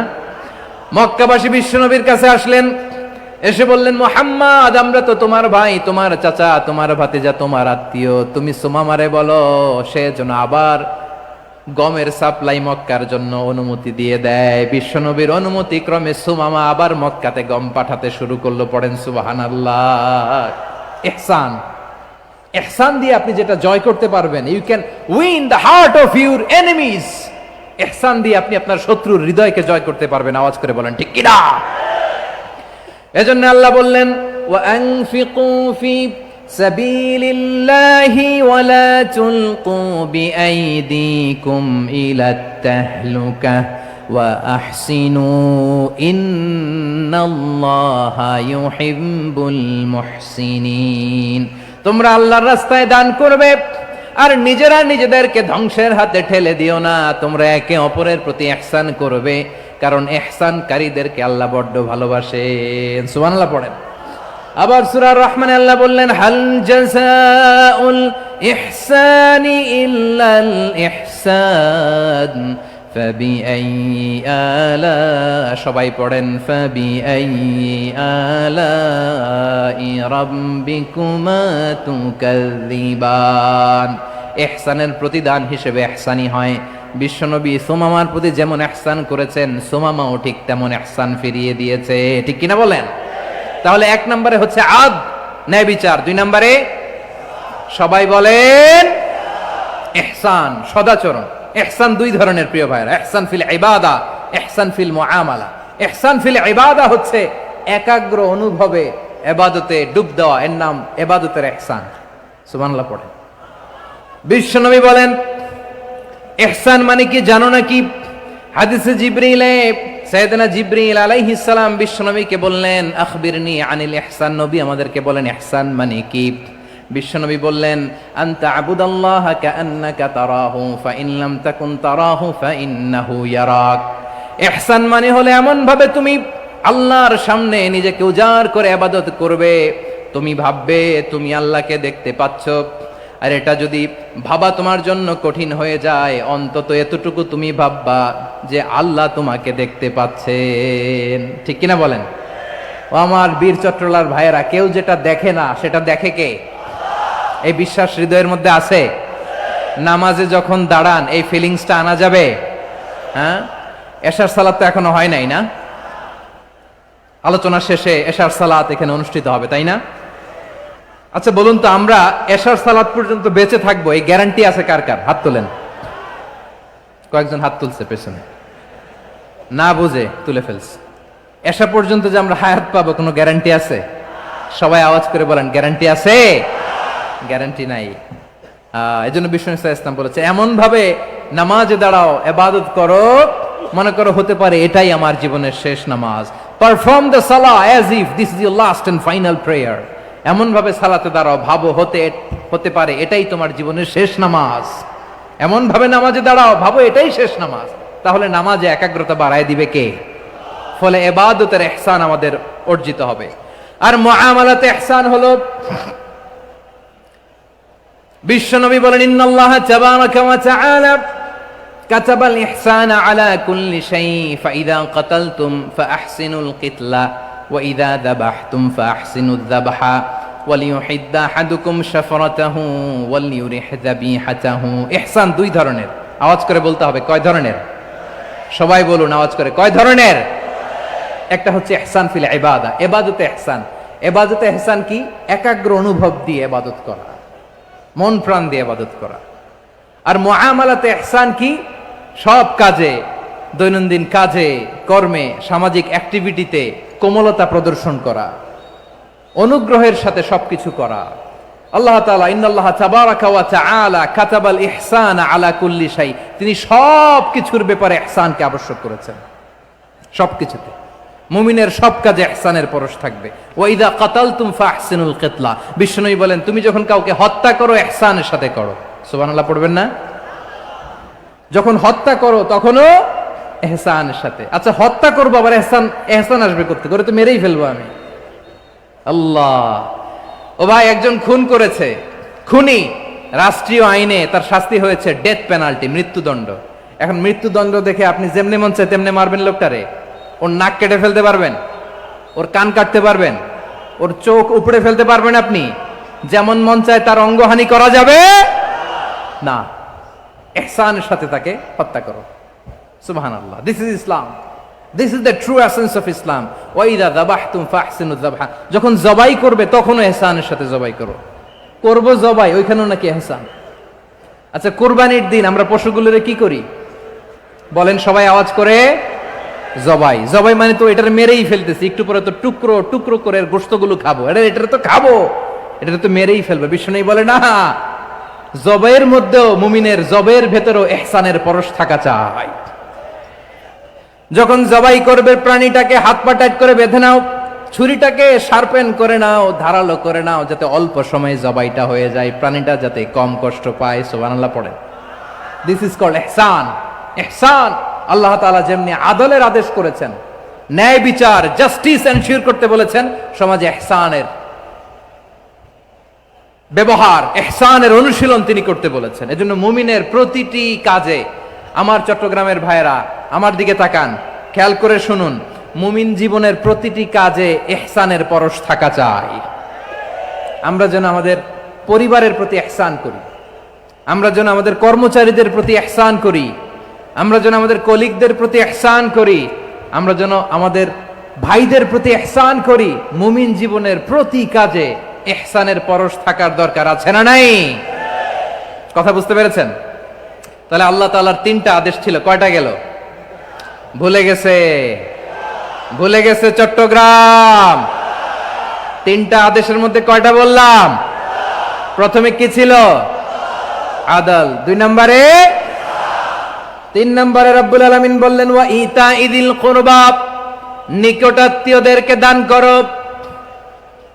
নিকট আত্মীয়দেরকে দাও, যারা তোমাদের ব্লাড কানেকশনের আত্মীয় তাদেরকে তোমরা দাও। এখানে জেনারেলি বললেন দাও, কি দিব সেটা তিনি এখানে বলেন নাই, সেটা তিনি সূরাতুল ইসরার মধ্যে বলেছেন। আল্লাহ বলেন ওয়া আতিযাল কুরবা হাক্কাহ, নিকট আত্মীয়দেরকে তাদের অধিকার, তাদের প্রাপ্য তোমরা বুঝিয়ে দাও। দেখেন একটা শান্তির সমাজ, একটা সমৃদ্ধ সমাজ, একটা মানবিক সমাজ গঠনের জন্য আল্লাহ তাআলা বেশি না মাত্র 3টা অর্ডার, 3টা ভার্ডিক্ট তিনি জারি করেছেন। 1 নাম্বার সুশাসন, ন্যায় বিচার। 2 নাম্বার ইহসান। 3 নাম্বার নিকটাত্মীয়, যারা কাছের, তোমার ভেরি ক্লোজ রিলেশনশিপে আছে, তাদেরকে দাও। দাও, দিলে বাড়িয়ে দেয় কে? অনেকে দিতে চায় না, কৃপণতা করে। দিলে বাড়ায় দেয় কে? ও মিয়া, মদিনার মধ্যে সবচাইতে গরিব সাহাবী ছিল বেলাল রাদিয়াল্লাহু তাআলা আনহু। ওনার এন্টায়ার অ্যাসেট, সম্পদের পরিমাণ কতদূর জানেন? একটা লুঙ্গি। বেলাল রাদিয়াল্লাহু তাআলা আনহু, ওনার টোটাল ওয়েলথের এস্টিমেশন হচ্ছে মাত্র একটা লুঙ্গি। একটা লুঙ্গি, টোটাল ওয়েলথ এস্টিমেশন, টোটাল সম্পদের পরিমাণ বেলাল রাদিয়াল্লাহু তাআলা আনহুর কি ছিল? কথা বোঝে নাই বোধহয়, কি ছিল?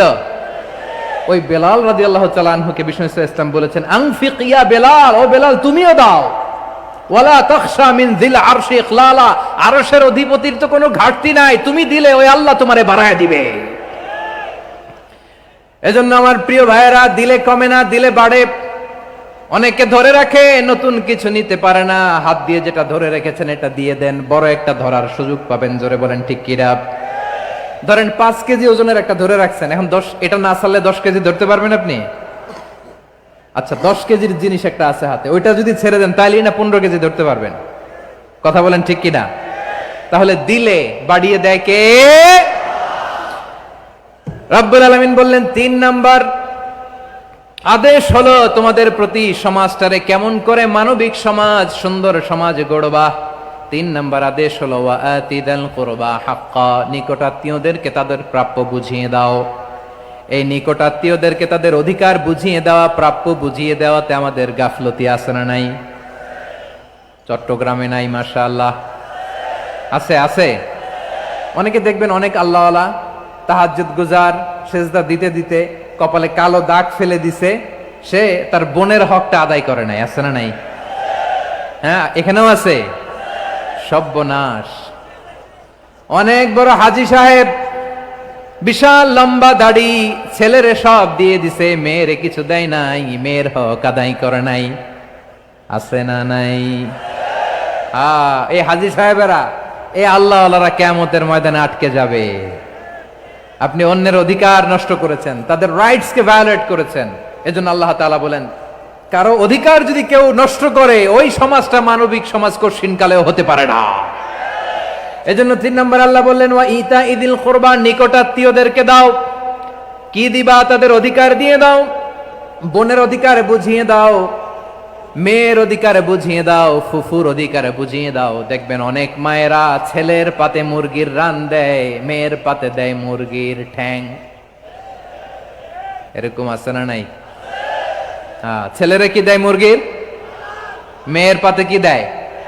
তো মেয়ের কি মুরগির রান খেতে মনে চায় না? মনে চায় না? এমনটা করা যাবে না। নিকটাত্মীয়দেরকে অধিকার দিয়ে দাও, নিকটাত্মীয়ের সাথে সুসম্পর্ক রাখো। আদেশটা কার?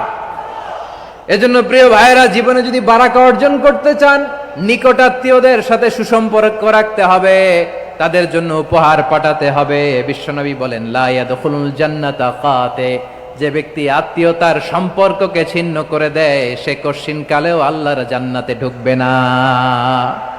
আপনি কি এটারে সহজ হাদিস মনে করছেন? এটা সহজ কথা? আপনি ভাবছেন আপনার নামাজ আপনারে বাঁচাতে পারবে? আপনার রোজা বাঁচাতে পারবে? আপনার তাহাজ্জুদ আপনারে বাঁচাতে পারবে? অধিকার নষ্ট করলে কিছুই আপনারে বাঁচাতে পারবে না। এজন্য নিকট আত্মীয়দেরকে দিতে হবে বেশি বেশি। বিশ্বনবী বলেন ইন্না সাদাকাতা আলাল মিসকিনি সাদাকা ওয়া আলা যির রাহিমি ইসনাতান সাদাকাতুন ওয়া সিলা। মিসকিনরে দান করলে শুধু দানের সওয়াব হয়, নিকট আত্মীয়কে দান করলে 2টার সওয়াব হয়। সাদাকার সওয়াব হয়, আবার আত্মীয়তার বন্ধন অটুট রাখার সওয়াব হয়ে যায়। আবার বিশ্বনবী বললেন মান সাররাহু আইয়ুবসাতা লাহু ফি রিজকিহি ওয়া ইউনসা লাহু ফি আসারিহি ফালইয়াসিল রাহিমা। যে ব্যক্তি তার রিজিকের প্রশস্ততা চায় আর হায়াতে বরকত চায়, সে যেন তার আত্মীয়ের সাথে সুসম্পর্ক রাখে। আমার প্রিয় চট্টলার ভাইয়েরা, আমাদের রিজিক বাড়ুক, এটা আমরা চাই কি চাই না? সবাই চান? হ্যাঁ, আমাদের রিজিকে প্রশস্ততা আসুক, চাই কি চাই না? আমাদের হায়াতে বরকত আসুক, আমরা চাই কি চাই না? এই দুইটা যদি চান তাহলে নিকটাত্মীয়দের সাথে সুসম্পর্ক রাখবেন, পারবেন? তাহলে সমাজটারে মানবিক সমাজ বানায় দিবে কে? তিনটা আদেশ চলে গেল, কয়টা? আওয়াজ করে বলেন। 1 নম্বরে কি ছিল? 2 নম্বরে, 3 নম্বরে নিকটাত্মীয়দেরকে দান। আপনাদেরকে আরো শোনার আগ্রহ আছে? আপনাদের মনোযোগ আছে না গেছে? কষ্ট হচ্ছে না? মাশাআল্লাহ, মাশাআল্লাহ। তাকবীর পড়ুন, লিল্লাহে তাকবীর।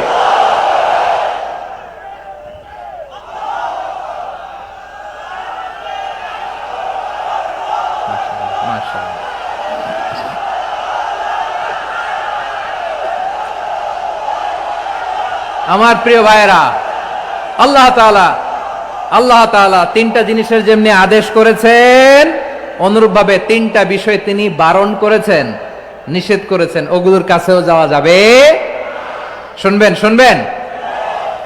রাব্বুল আলামিন বলেন, ওয়ায়ানহা আনিল ফাহশাই ওয়াল মুনকারি ওয়াল বাগি।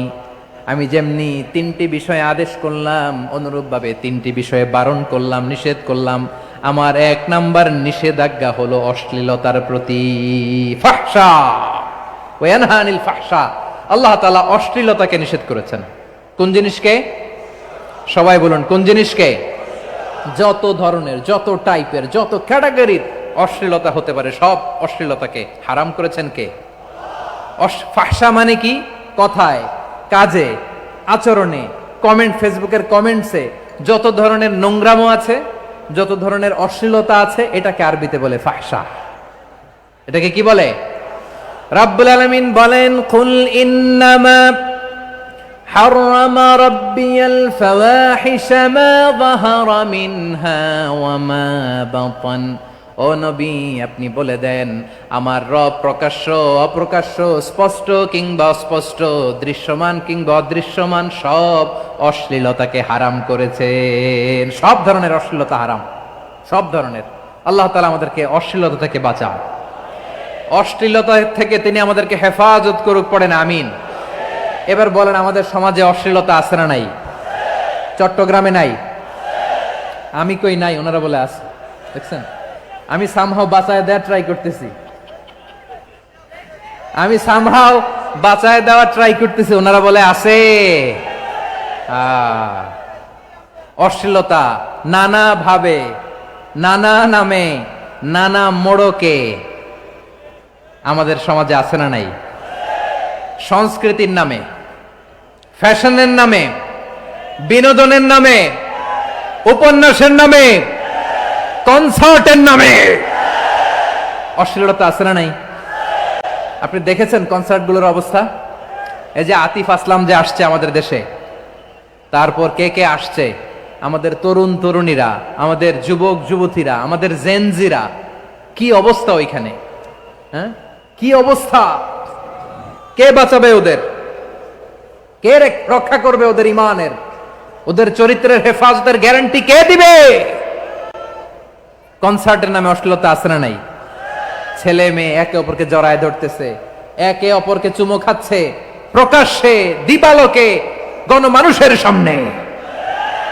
আল্লাহ তাআলা এই অশ্লীলতা থেকে আমাদেরকে বেঁচে থাকতে বলেছেন, বেঁচে থাকতে বলেছেন। রূপালী জগতের নামে অশ্লীলতা আছে না নাই? এই টার্মটা আপনারা জানেন না? রূপালী জগৎ কি জগৎ? আসলে কি রূপালী জগৎ না অন্ধকার জগৎ? আমার বোনেরা, আপনাদেরকে যে কি বলে তারা বুঝায়, রূপালী জগৎ শুনেই আপনি ভরকে যাবেন না। রূপালী জগতে যে নারী যত বেশি উলঙ্গ, সে নাকি তত বেশি সাহসী। জানেন, বলে এটা একটা সাহসী নারী, খুব সাহসী পদক্ষেপ তার। যত বেশি শরীর থেকে কাপড় নামাতে পারবে, যত বেশি বস্ত্রহীন হয়ে নিজেকে প্রেজেন্ট করতে পারবে, সে নাকি তত বেশি সাহসী। আমার চট্টলার ভাইয়েরা, শয়তানের প্রথমে এজেন্ডা ছিল বনি আদমকে বস্ত্রহীন করা। সে আদম এবং হাওয়া আলাইহিস সালামকে নিষিদ্ধ গাছের ফল খাইয়ে তাদেরকে বস্ত্রহীন করেছে। এই জামিনেও সে আমাদেরকে বস্ত্রহীন করতে চাইবে, এই রূপালী জগতের নামে। তারা এটা করে। আমার প্রিয় বোনেরা, আপনি জানেন না আপনার দাম কত। ওরা আপনাদেরকে বিজ্ঞাপনের সস্তা পণ্য বানাতে চায়। ওরা আপনাদেরকে ওদের ভোগের লিপসার টুলস বানাতে চায়।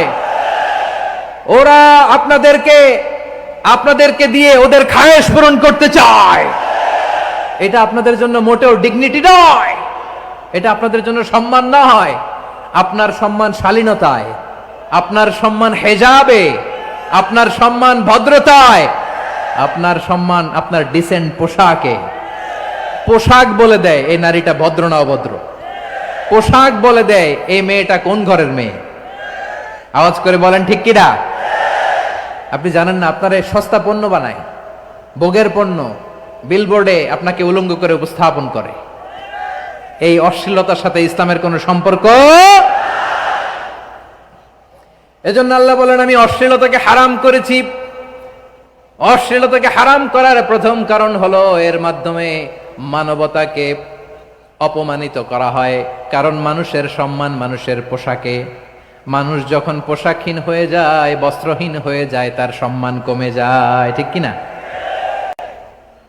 অশ্লীলতাকে হারাম করার প্রথম কারণ হচ্ছে মানুষ মানুষকে অপমান করে। একটা নারী, সে তো সম্মানিত, নারী যে কত সম্মানিত নারীরা এটা বুঝেই নাই। বিশ্বনবী বলেন, আর দুনিয়া কুল্লুহা মাতা ওয়া খায়রু মাতা'আদ দুনিয়া আল মারআতুস সালিহা। আমার বোনেরা, 5টা প্যান্ডেলে আপনারা এলইডিতে আমার আলোচনা শুনছেন, আমি জানি। আপনাদের এই গর্ভ যে কত দামি আপনি জানেন না। আপনার পেট থেকেই আসবে আগামী দিনের সালাহুদ্দিন আল আইয়ুবী। আপনার পেট থেকেই আসবে অনাগত দিনের ইমাম মাহদী আল মুনতাযর। আপনার পেট থেকেই আসবে অনাগত দিনের ফয়সাল, ওয়াসিম, মুগ্ধ, আবু সাইদের মতো বীর যোদ্ধা।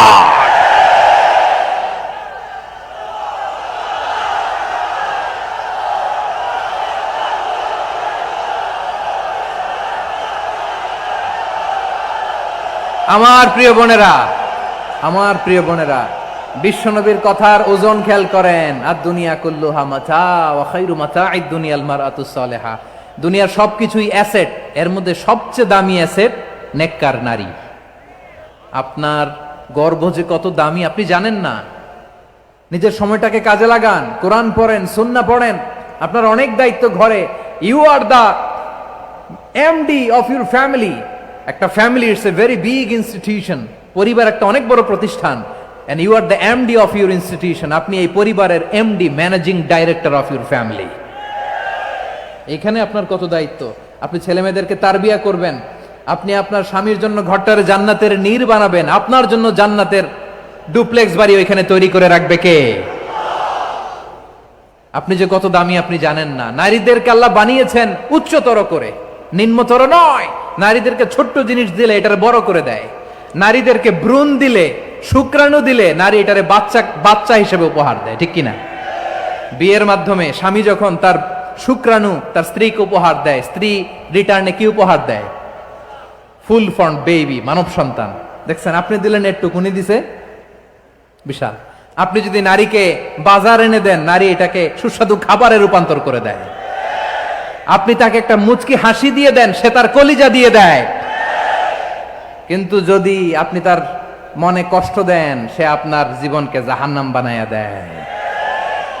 খবর আছে, নারীর মন বুঝতে পারলে নেয়ামত, বুঝতে না পারলে কিয়ামত, ঠিক কিনা বলেন? আমার প্রিয় বোনেরা, আপনি যে কত দামি আপনি জানেন না। জানেন না আপনি কত দামি, অনেক দামি আপনি। আপনাদেরকে যেন ভোগের সস্তা পণ্য বানাতে না পারে, আপনাদেরকে সচেতন থাকতে হবে, সজাগ থাকতে হবে, কনসার্ন থাকতে হবে। শয়তানের এই হাতছানির দিকে আর নজর দেওয়া যাবে না। তাহলে কেন আল্লাহ তাআলা এই ফাহশা, অশ্লীলতাকে হারাম করলেন? 1 নাম্বার, এতে হিউম্যান ডিগনিটি কমে। 2 নাম্বার, এতে মানুষের অধিকার নষ্ট হয়। আপনি বিয়ে করেছেন, এরে পরকিয়া করেন, ওর সাথে এরকম আছে না নাই?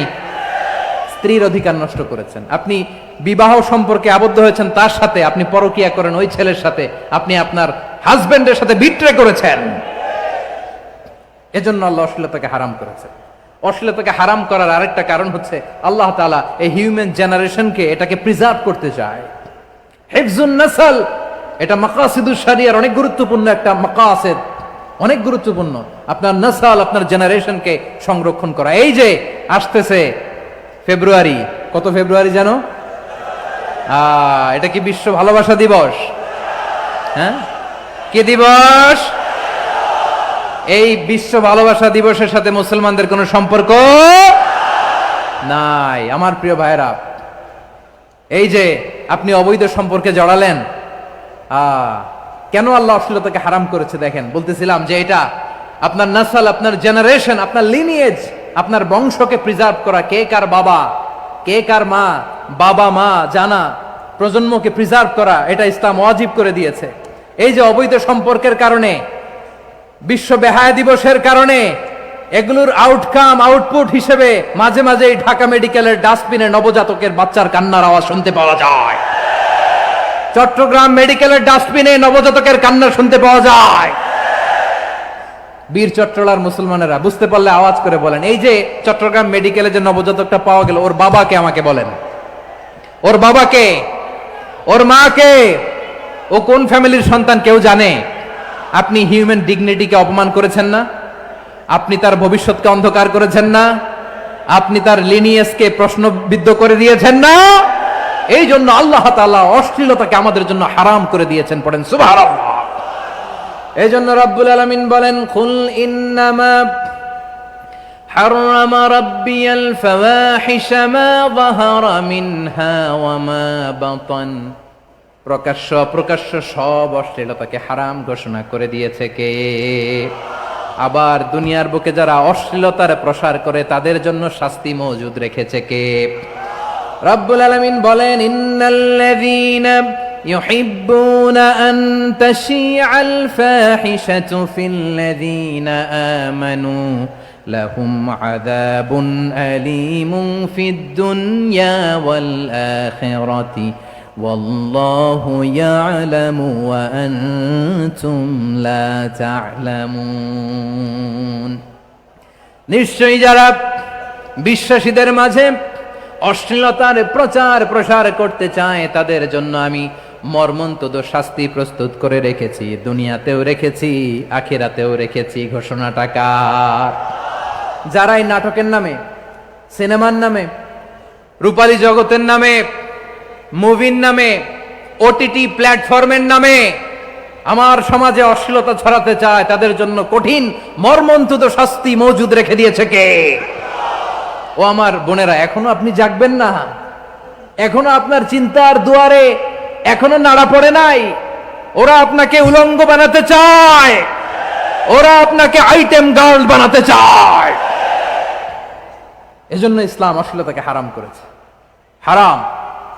ইসলাম বলেছে যোজন যোজন দূরে থাকো, ওরা বলে না কাছে আসো, কাছে আসার গল্প, ক্লোজ আপ ওয়ান, কাছে আসার গল্প আছে না নাই?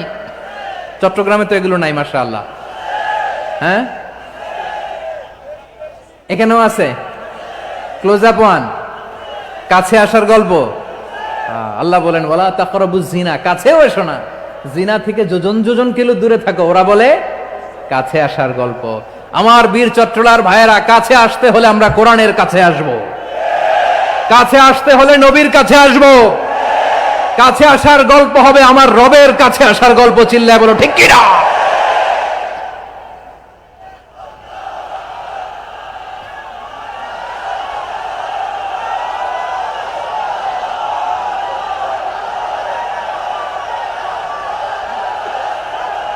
বসুন বসুন আমার ভাইয়েরা।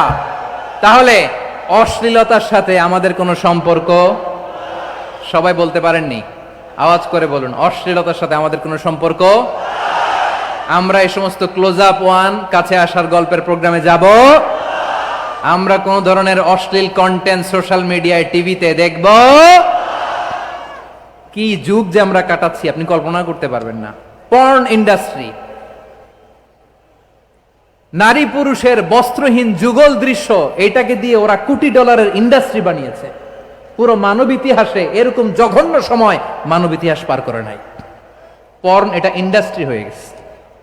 আমাদের এই যুবকগুলো, জেনজিগুলো, ওদের চরিত্র বাঁচাবে কি করে? কেমন করে হেফাজত করবে ওদের এই মূল্যবান চরিত্র? আমার প্রিয় ভাইরা, এই অশ্লীলতার দ্য লেটেস্ট ভার্সন হচ্ছে LGBTQ কিউ, শরীফ থেকে শরীফা, শুনছেন আপনারা? দেখতে পুরুষ, আসলেই পুরুষ, সুস্থ একজন পুরুষ, 4 সন্তানের বাবা, বলে আমি মনে মনে নারী। দেখতে নারী, সুস্থ নারী, আসলেই সে দিব্যি একজন নারী, বলে আমি মনে মনে পুরুষ। সবচেয়ে ভয়ঙ্কর অশ্লীলতার সবচাইতে লেটেস্ট ভার্সন হচ্ছে এই ট্রান্সজেন্ডারিজম। সুস্থ পুরুষ তার বায়োলজিক্যাল গ্রোথকে হরমোন দিয়ে স্টপ করে দিয়ে সে সার্জারি করে নারী হতে চায়, সুস্থ নারী পুরুষ হতে চায়। পুরুষ পুরুষের প্রতি সেক্সুয়ালি আকর্ষণ বোধ করে, এটা লূত আলাইহিস সালামের কওমের মধ্যে ছিল। এটাকেও আল্লাহ কোরআনে ফাহিশা বলেছেন।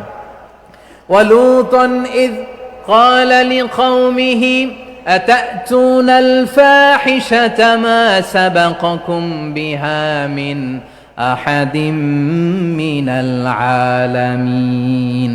লূত আলাইহিস সালাম বললেন, তোমরা কি এমন এক অশ্লীল কার্যক্রমে ডুব দিলে নাকি যেটা গোটা বিশ্বের কেউ কখনো করে নাই, তোমরাই প্রথম করেছো। পড়েন নাউযুবিল্লাহ।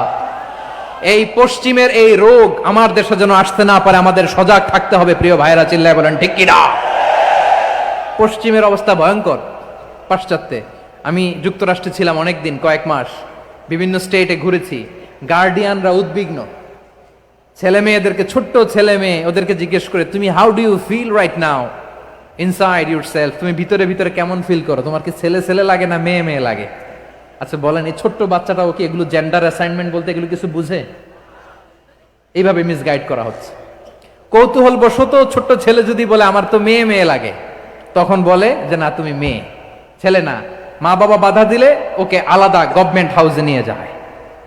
ভয়ঙ্করতম অবস্থা। আমরা একটা সময়ে শুনতাম যে হুজুর আমার ছেলেটা খুব ভালো, হাফেজে কোরআন, আল্লাহওয়ালা। হুজুর আমার ছেলে দাড়ি রাখছে, আল্লাহওয়ালা। হুজুর আমার ছেলে 5 ওয়াক্ত সালাত জামাতের সাথে পড়ে, তার মানে আল্লাহওয়ালা। পশ্চিমে যে আমি কি শুনছি জানেন? ওরা বলে হুজুর আমার ছেলেটা ইউনিভার্সিটির একটা মেয়ের সাথে প্রেম করে, ও খুব আল্লাহওয়ালা, হুজুর দোয়া করবেন। এর কারণ ওদের কাছে আল্লাহওয়ালার ক্রাইটেরিয়া হচ্ছে হুজুর আমার ছেলেটা আরেক ছেলের পছন্দ করে নাই, আমার মেয়েটা আরেক মেয়েকে ভালোবাসে নাই, এজন্য আমার ছেলেটা আল্লাহওয়ালা, হুজুর ওর জন্য একটু দোয়া করে দিয়েন। কি চ্যালেঞ্জ ওরা ফেস করতেছে। ওনার ছেলে যে আরেক ছেলেরে বিয়ে করবে না, এটাতেই উনি খুশি যে আলহামদুলিল্লাহ আমার ছেলেটা একটা মেয়েরে ভালোবাসে, আমার মেয়েটা একটা ছেলেরে ভালোবাসে, মানে এটা খুব আল্লাহওয়ালা। নাউজুবিল্লাহ পড়তে পারলেন না? এজন্য অশ্লীলতার সাথে আমাদের কোনো সম্পর্ক। রাব্বুল আলামিন বলেন ওয়ায়ানহা আনিল ফাহশাই ওয়াল মুনকারি ওয়াল বাগি, 3টা জিনিসকে আমি নিষিদ্ধ করলাম। 1 নাম্বার হলো ফাহশা, অশ্লীলতা। 2 নম্বরে হলো মুনকার, সমস্ত মন্দ কাজ। আপনাদের মনোযোগ আছে না? শেষ করে দিব? আর 2-1 মিনিট শুনবেন? আচ্ছা বলি তাহলে, আর 2-1 মিনিট। তাহলে নিষেধাজ্ঞা জারি করেছেন 3টা জিনিসের উপর। 1 নাম্বার কি? ফাহশা, অশ্লীলতা। 2 নাম্বার মুনকার। মুনকার মানে হচ্ছে যত মন্দ কাজ, খারাপ কাজ, বাজে কাজ, এটার বলে মুনকার। এটার কি বলে? আপনারা পড়ছেন না তা'মুরুনা বিল মা'রুফি ওয়া তানহাউনা আনিল মুনকার। ভালো কাজের আদেশ, সৎ কাজের আদেশ, অসৎ কাজের নিষেধ।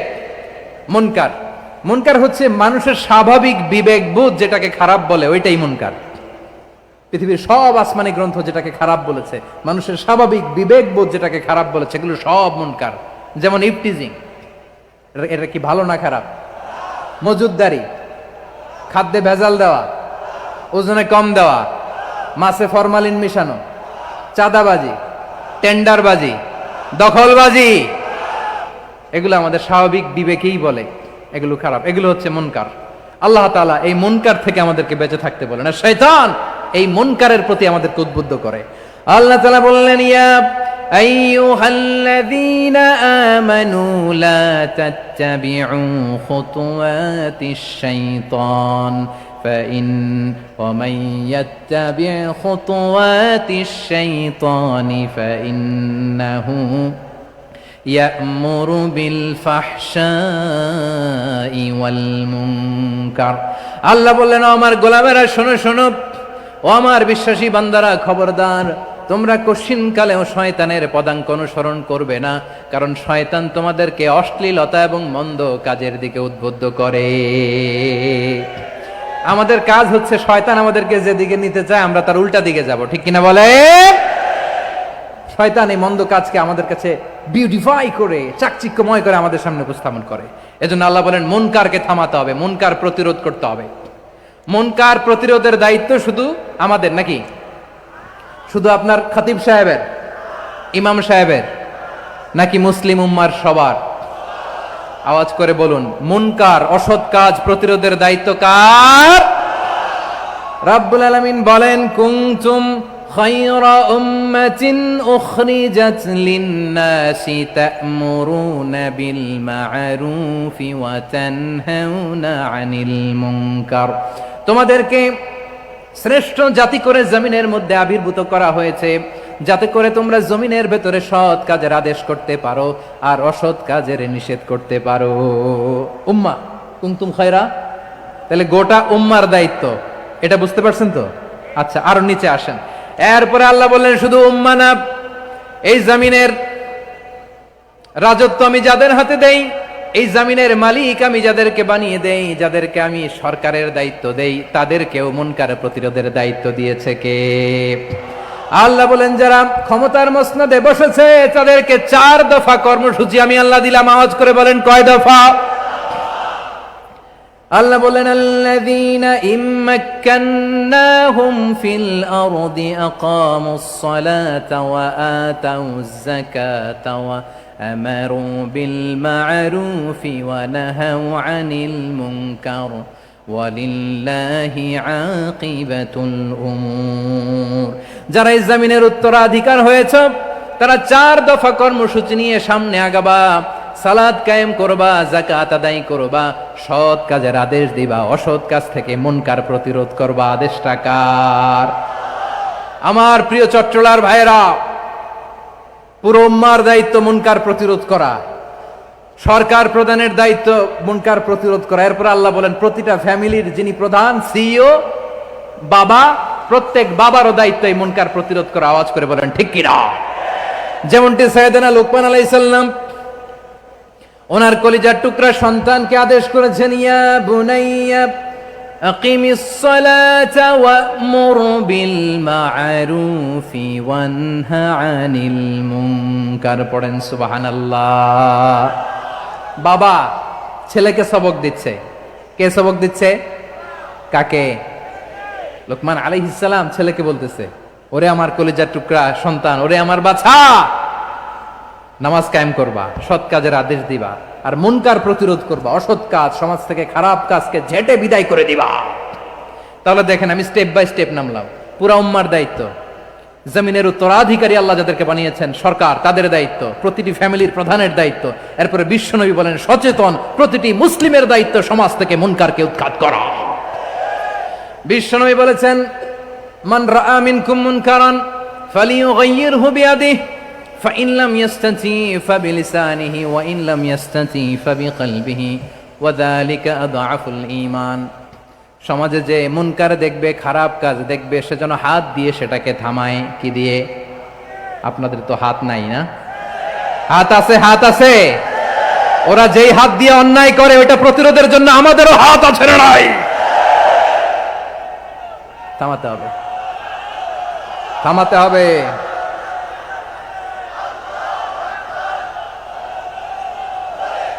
বসুন আমার প্রিয় ভাইয়েরা, ওরা ওদের যেই হাত দিয়ে টেন্ডারবাজি করে, চাঁদাবাজি করে, ইফটিজিং করে, দখলবাজি করে, যেই হাত দিয়ে, ওই মুনকার থামায় দেওয়ার জন্য আল্লাহর দেয়া আমাদেরও 2টি হাত আছে না নাই? আমাদেরও হাত আছে। থামাইতে হবে, থামাইতে হবে, হিম্মত করতে হবে। আমার প্রিয় ভাইয়েরা, না থামালে আমরাই ডুববো শেষমেশ। আমাদের বাঁচার জন্য হলেও থামাইতে হবে।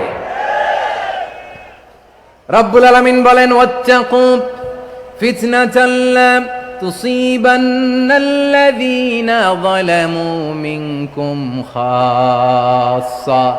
ও আমার গোলামেরা, ওই আযাবকে ভয় করো যে আযাব যখন আমি জমিনের বুকে পাঠাই শুধু জালেমদেরকেই মারি না, আলেমদেরকেও মারি।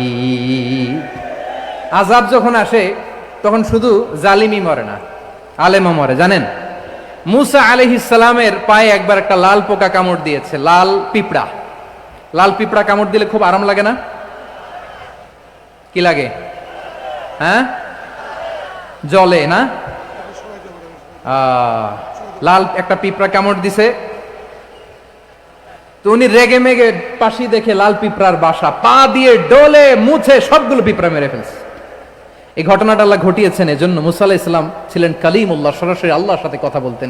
তিনি আল্লাহকে জিজ্ঞেস করেছিলেন, আল্লাহ তুমি যখন কোনো জনপদে আযাব পাঠাও, শাস্তি দাও, ওখানকার শুধু জালেমরাই তো মরে না, ভালো মানুষগুলাও মরে, তো আযাব দিবা মুশরিকদের উপর দিবা, অবাধ্যদের উপর দিবা, ভালো মানুষগুলারে মারো কেন? আল্লাহ বললেন, মুসা তোমার যে কামড় দিছিল পায়ের মধ্যে পিঁপড়া, কয়টা পিঁপড়া? জোরে বলেন। একটা পিঁপড়া, সবগুলারে মারলা কেন? রেগে মেগে পুরো পিঁপড়ার বাসা ভেঙে মেসাকার করলা কেন? এই মুসা, আমি যখন অ্যাকশনে যাই, আমি যখন শাস্তি দেই, তখন এত বাস বিচার করা হয় না, বাস বিচার করা যায় না। যখন অ্যাকশনে যাওয়া হয় ওইটা ডাইরেক্ট অ্যাকশন হয়ে যায়। চিল্লায় বলো ঠিক কি না?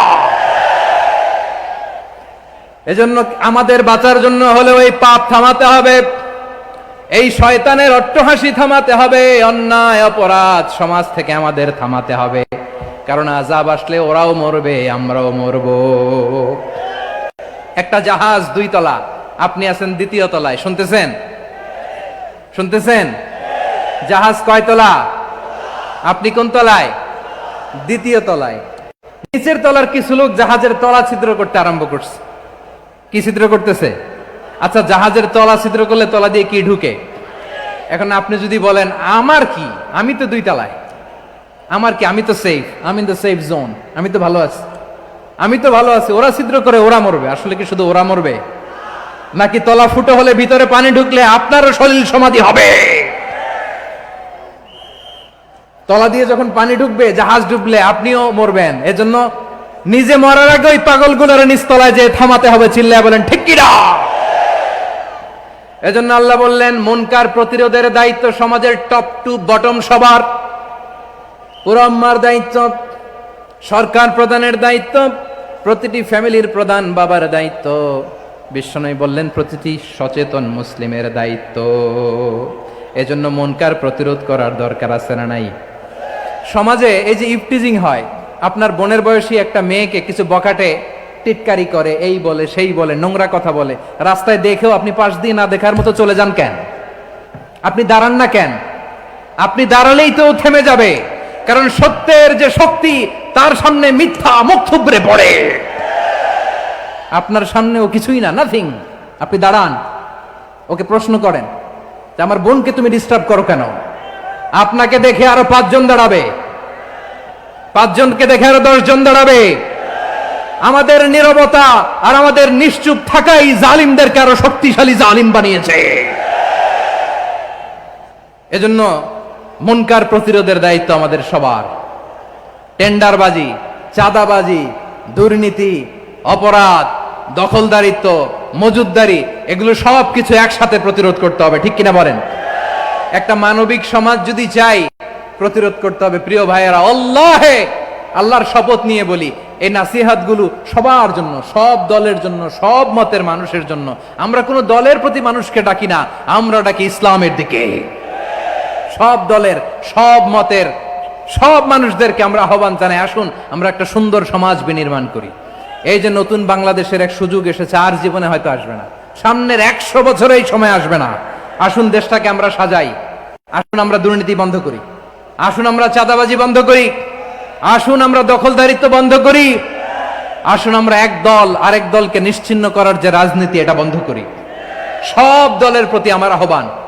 আমি কিছুদিন আগে একটা নিউজ দেখলাম, ওই যে লন্ডনে বসে জনাব তারেক রহমান সাহেবকে আমি ধন্যবাদ দিতে চাই। উনি সংবাদ শোনা মাত্রই ওনার দলের অনেক চাঁদাবাজকে উনি বহিষ্কার করেছেন। I do appreciate. প্রতিটি দলের এরকম ইনিশিয়েটিভ নেওয়ার দরকার আছে না নাই? যে কোনো দলে এই প্র্যাকটিসটা থাকার দরকার আছে না নাই? চাঁদাবাজদের সাথে আপনারা নিজেদেরকে মুক্ত ঘোষণা করবেন যে এরা আমার দলের কর্মী হতে পারে না। আমরা চাঁদাবাজ মুক্ত বাংলাদেশ চাই, জুলুম মুক্ত বাংলাদেশ চাই, ফ্যাসিজম মুক্ত বাংলাদেশ চাই, গুণ খুন খারাপি মুক্ত বাংলাদেশ চাই। আমরা নতুন ভোরের বাংলাদেশ চাই। ওই বাংলাদেশ পাওয়ার জন্য মুনকার প্রতিরোধে, অন্যায় প্রতিরোধে যদি বাঘের বাচ্চার মতো, আবু সাইদের মতো দুই হাত উঁচু করে বুককে টান টান করে প্রসারিত করে দাঁড়াতে হয়, রাজি আছো মুসলমান? কারা কারা রাজি? আল্লাহকে হাত দেখিয়ে প্রতিজ্ঞা করো।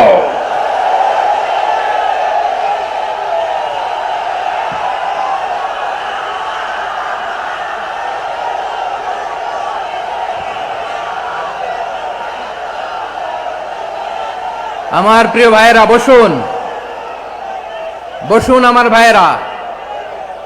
রাব্বুল আলামিন বলেন, ওয়ায়ানহা আনিল ফাহশাই ওয়াল মুনকারি ওয়াল বাগি ইয়াইদুকুম লাআল্লাকুম তাযাক্কারুন। বসুন। আল্লাহ বললেন, আমি অশ্লীলতাকে নিষেধ করি, আমি সব ধরনের মন্দ কাজকে নিষিদ্ধ করি, সব শেষে আমি সীমা লঙ্ঘনকে তোমাদের জন্য নিষিদ্ধ করি। আলোচনা মনে আছে তো, না ভুলে গেছেন? নিষিদ্ধ করেছেন কয়টা জিনিস? 1 নম্বরে অশ্লীলতা, 2 নম্বরে মুনকার তথা সব মন্দ কাজ, 3 নম্বরে আল বাগি, সীমা লঙ্ঘন, ক্রসিং দ্য লিমিট। সীমা লঙ্ঘন করা ভালো না। We all should know our limits. চিল্লায় বলেন ঠিক কিনা? একই আয়াতে আল্লাহ বললেন, কুল ইন্নামা হাররামা রাব্বিয়াল ফাওয়াহিশা মা যাহারা মিনহা ওয়া মা বাতানা ওয়াল ইসমা ওয়াল বাগিয়া বিগাইরিল হক। অন্যায় ভাবে যে অবাধ্য হয়, যে সীমা লঙ্ঘন করে, তাদেরকেও আমি এটা হারাম করে দিলাম। সীমা লঙ্ঘন করা হারাম, সীমা লঙ্ঘন করা হারাম। আল্লাহ বারবার বারবার আমাদেরকে ওয়ার্নিং দেয়। যখন আমরা থামি না তখন আল্লাহ ধরে, আর যখন ধরে তখন ছাড়ে না। ধরে ধরে ধরে না, ধরলে আল্লাহ। ফেরাউনকে কিন্তু হুট করে ধরে নাই, আপনারা জানেন 9 বার ওয়ার্নিং দিয়েছে। ফেরাউনকে আল্লাহ তাআলা ওয়ার্নিং দিয়েছিল কয়বার? বীর চট্টলার বীর সেনানীরা আওয়াজ করে বলেন, ফেরাউনকে ধরার আগে ওয়ার্নিং দেওয়া হয়েছিল কয়টা? রাব্বুল আলামিন বলেন, ওয়ালাকাদ আতাইনা মূসা 9 আয়াতিন বাইয়িনাত। 9টা মুআজিজা দেখিয়েছি। 1 2 3 বারবার এইভাবে রিমাইন্ডার, ওইভাবে রিমাইন্ডার, এইভাবে নসিহাত, ওইভাবে দাওয়া। ফাকুলা লাহু কাওলান লাইয়িনা, নরম করে বলো, সফট করে বলো, যত ওয়ে হতে পারে দাওয়া মেথডোলজির। মূসা আলাইহিস সালামের সব অ্যাপ্লাই শেষ। 10ম বারে যে আল্লাহ ধরছে, 10ম বারে যে ধরেছে। এজন্য আল্লাহ বলেন, আমি সীমালঙ্ঘনকে পছন্দ করি না। কোরআনের অন্য আয়াতে বাগীকে বলা হয়েছে আল ইতিদা। সীমালঙ্ঘন যারা করে তাদেরকে আল্লাহ বলেছেন মুতাদিন। ওয়াকাতিলু ফি সাবিলিল্লাহিল্লাযীনা ইউকাতিলুনাকুম ওয়ালা তা'তাদু ইন্নাল্লাহা লা ইউহিব্বুল মুতাদিন। আমি সীমালঙ্ঘনকারীদেরকে কঠিনকালেও পছন্দ করি না। আমরা যেন সীমালঙ্ঘন না করি। রাজি আছেন তো? যে কোনো ক্ষেত্রে ইবাদতে যেন সীমালঙ্ঘন না করি। অনেকে আমরা ইবাদতে সীমালঙ্ঘন করে ফেলি। বিশ্বনবী সাল্লাল্লাহু আলাইহি ওয়াসাল্লাম যেটা শিখিয়েছেন, এর বাইরে যে অতিরিক্ত বুজুর্গ হতে চায়, এরকম আছে না নাই? করা যাবে না, কোনো ক্ষেত্রেই সীমালঙ্ঘন করা যাবে, এমনকি যুদ্ধ ক্ষেত্রেও না। বিশ্বনবী সাল্লাল্লাহু আলাইহি ওয়াসাল্লাম বলেন, খবরদার যুদ্ধ ক্ষেত্রেও সীমালঙ্ঘন করো না। কি সুন্দর ইসলাম আমরা পেয়েছি। বিশ্বনবী বলেন, খবরদার যুদ্ধের ময়দানে কোনো নারীর গায়ে হাত তোলো না, কোনো শিশুর গায়ে হাত তোলো না, কোনো গবাদি পশু হত্যা করো না, কোনো শস্য ক্ষেত্র ধ্বংস করো না, ইবাদতরত অন্য ধর্মের কোনো সন্ন্যাসীর গায়ে হাত তোলো না। বলেন সুবহানাল্লাহ। তাহলে আমরা সীমালঙ্ঘন করতে পারবো? প্রিয় ভাইরা, একটা সুখী, সমৃদ্ধ, শান্তির সমাজ, মানবিক সমাজ যদি আমরা গঠন করতে চাই, আমাদের আল্লাহর দেয়া কয়টা আদেশ মানতে হবে বলেন দেখি? সবাই বলেন কয়টা? আর বেঁচে থাকতে হবে কয়টা জিনিস থেকে? আওয়াজ করে বলেন কয়টা? আচ্ছা, আদেশ নাম্বার 1 কি ছিল বলেন? আল্লাহর আদেশ কি? 1 নাম্বার আদাল, ন্যায়পরায়ণতা। আমরা সুবিচার, সুশাসন, ন্যায় বিচার চাই কি চাই না? 2 নম্বরে কি ছিল? মাশাআল্লাহ, আওয়াজ করে বলেন 2 নম্বরে কি ছিল? ইহসান। আমরা যেন সবার প্রতি দয়া পরবশ হই, ইহসান করি। 3 নম্বরে কি ছিল? নিকটাত্মীয়দের দান করা, তাদের অধিকার প্রাপ্য বুঝিয়ে দেওয়া। পাশাপাশি তিনটা জিনিস থেকে আল্লাহ বারণ করেছেন, নিষেধ করেছেন। তার প্রথমটা ফাহশা, অশ্লীলতা। অশ্লীলতার সাথে আমাদের কোনো সম্পর্ক। আজকের এই ঐতিহাসিক চট্টগ্রামের প্যারেড ময়দান থেকে আমরা যত ধরনের মা যাহারা মিনহা মা বাতান, প্রকাশ্য অপ্রকাশ্য, দৃশ্যমান অদৃশ্যমান, সব অশ্লীলতা থেকে নিজেদেরকে মুক্ত ঘোষণা করলাম। অশ্লীলতাকে আমরা না বলে দিলাম। আওয়াজ করে সবাই বলুন নো। অশ্লীলতার সাথে আমাদের কোনো সম্পর্ক। 2 নম্বর নিষেধাজ্ঞা কি ছিল? আল মুনকার, সমাজের যত মন্দ কাজ এগুলোকে আমরা প্রতিরোধ করব। রাজি আছেন তো সবাই? 3 নম্বরে আল বাগি, সীমালঙ্ঘন। কোন মুসলিম সীমালঙ্ঘন করে না, এমনকি যুদ্ধক্ষেত্রেও না। আওয়াজ করে বলেন ঠিক কি না? রাব্বুল আলামিন শেষে বললেন ইয়াইদুকুম লাআল্লাকুম তাযাক্কারুন, আল্লাহ তোমাদেরকে উপদেশ দেন যাতে তোমরা শিক্ষা গ্রহণ করো। আমরা উপদেশ দিব, আমরা জোর করে কাউরে কিছু মানাতে চাই না। লা ইকরাহা ফিদ্দিন ওয়া যাক্কির ফা ইন্না যিকরা তানফাউল মুমিনিন। উপদেশ দিলে এটা মুমিনদের কাজে দেয়। লাস্তা আলাইহিম বিমুসাইতির ইন্নামা আনতা মুযাক্কির। নবী হে, আপনি রিমাইন্ডার দাতা, আপনি উপদেশ দিবেন। আমরাও বিশ্বনবীর এই হাদিসগুলো থেকে, কোরআনের আয়াত থেকে রিমাইন্ডার, এই কথামালা, বাণীবাহক হিসেবে এই বাণীগুলো আপনাদের সাথে কাছে পৌঁছে দিলাম। আমরা আল্লাহ তাআলার কাছে প্রার্থনা করি, আল্লাহ আমরা যেন আদল দিয়ে আমাদের সমাজকে গঠন করতে পারি। আল্লাহ আমরা যেন ইহসান করতে পারি, আমরা যেন নিকটাত্মীয়দের দান করতে পারি। আল্লাহ যত ধরনের অশ্লীলতা, অনাচার, মন্দ কাজ, সীমালঙ্ঘন, অবদ্ধতা থেকে যেন আমরা বেঁচে থাকতে পারি। আল্লাহ তাআলা আমাদের সবাইকে কথাগুলো বোঝার ও আমল করার তৌফিক দান করুক। হাযা মা ইনদি ওয়াল ইলমু ইনদাল্লাহ আলাইহি তাওয়াক্কালতু ওয়া ইলাইহি উনীব। প্রিয় ভাইরা, আমি আপনাদের সবার জন্য দোয়া করি, আপনারাও আমার জন্য দোয়া রাখবেন। আমাদের পাশেই আছেন আমাদের সকলের শ্রদ্ধাভাজন, আমাদের মুরব্বী আওলাদে রাসূল আনোয়ার হোসেন তাহের জাবির আল মাদানী হাফিজাহুল্লাহ ওয়া রাআ। সবাই বসুন। উঠবেন না? কে উঠবেন না? উঠলেন কেন? উঠলেন কেন? প্যারেড ময়দানের প্রোগ্রাম তো এরকম হইতে পারবে না। বসুন, এটা আল্লামা সাঈদীর স্মৃতি বিজড়িত মাহফিল। বসুন, বসুন, এই মাহফিলের আদব আছে। বসুন, বসুন।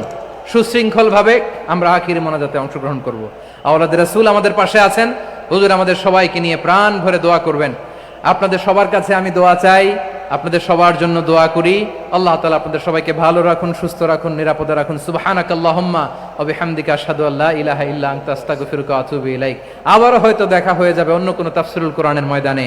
আসসালামু আলাইকুম ওয়া রাহমাতুল্লাহি তাআলা ওয়া বারাকাতুহু। আলহামদুলিল্লাহ, আলহামদুলিল্লাহ, সুম্মা আলহামদুলিল্লাহ। বারাকাল্লাহ।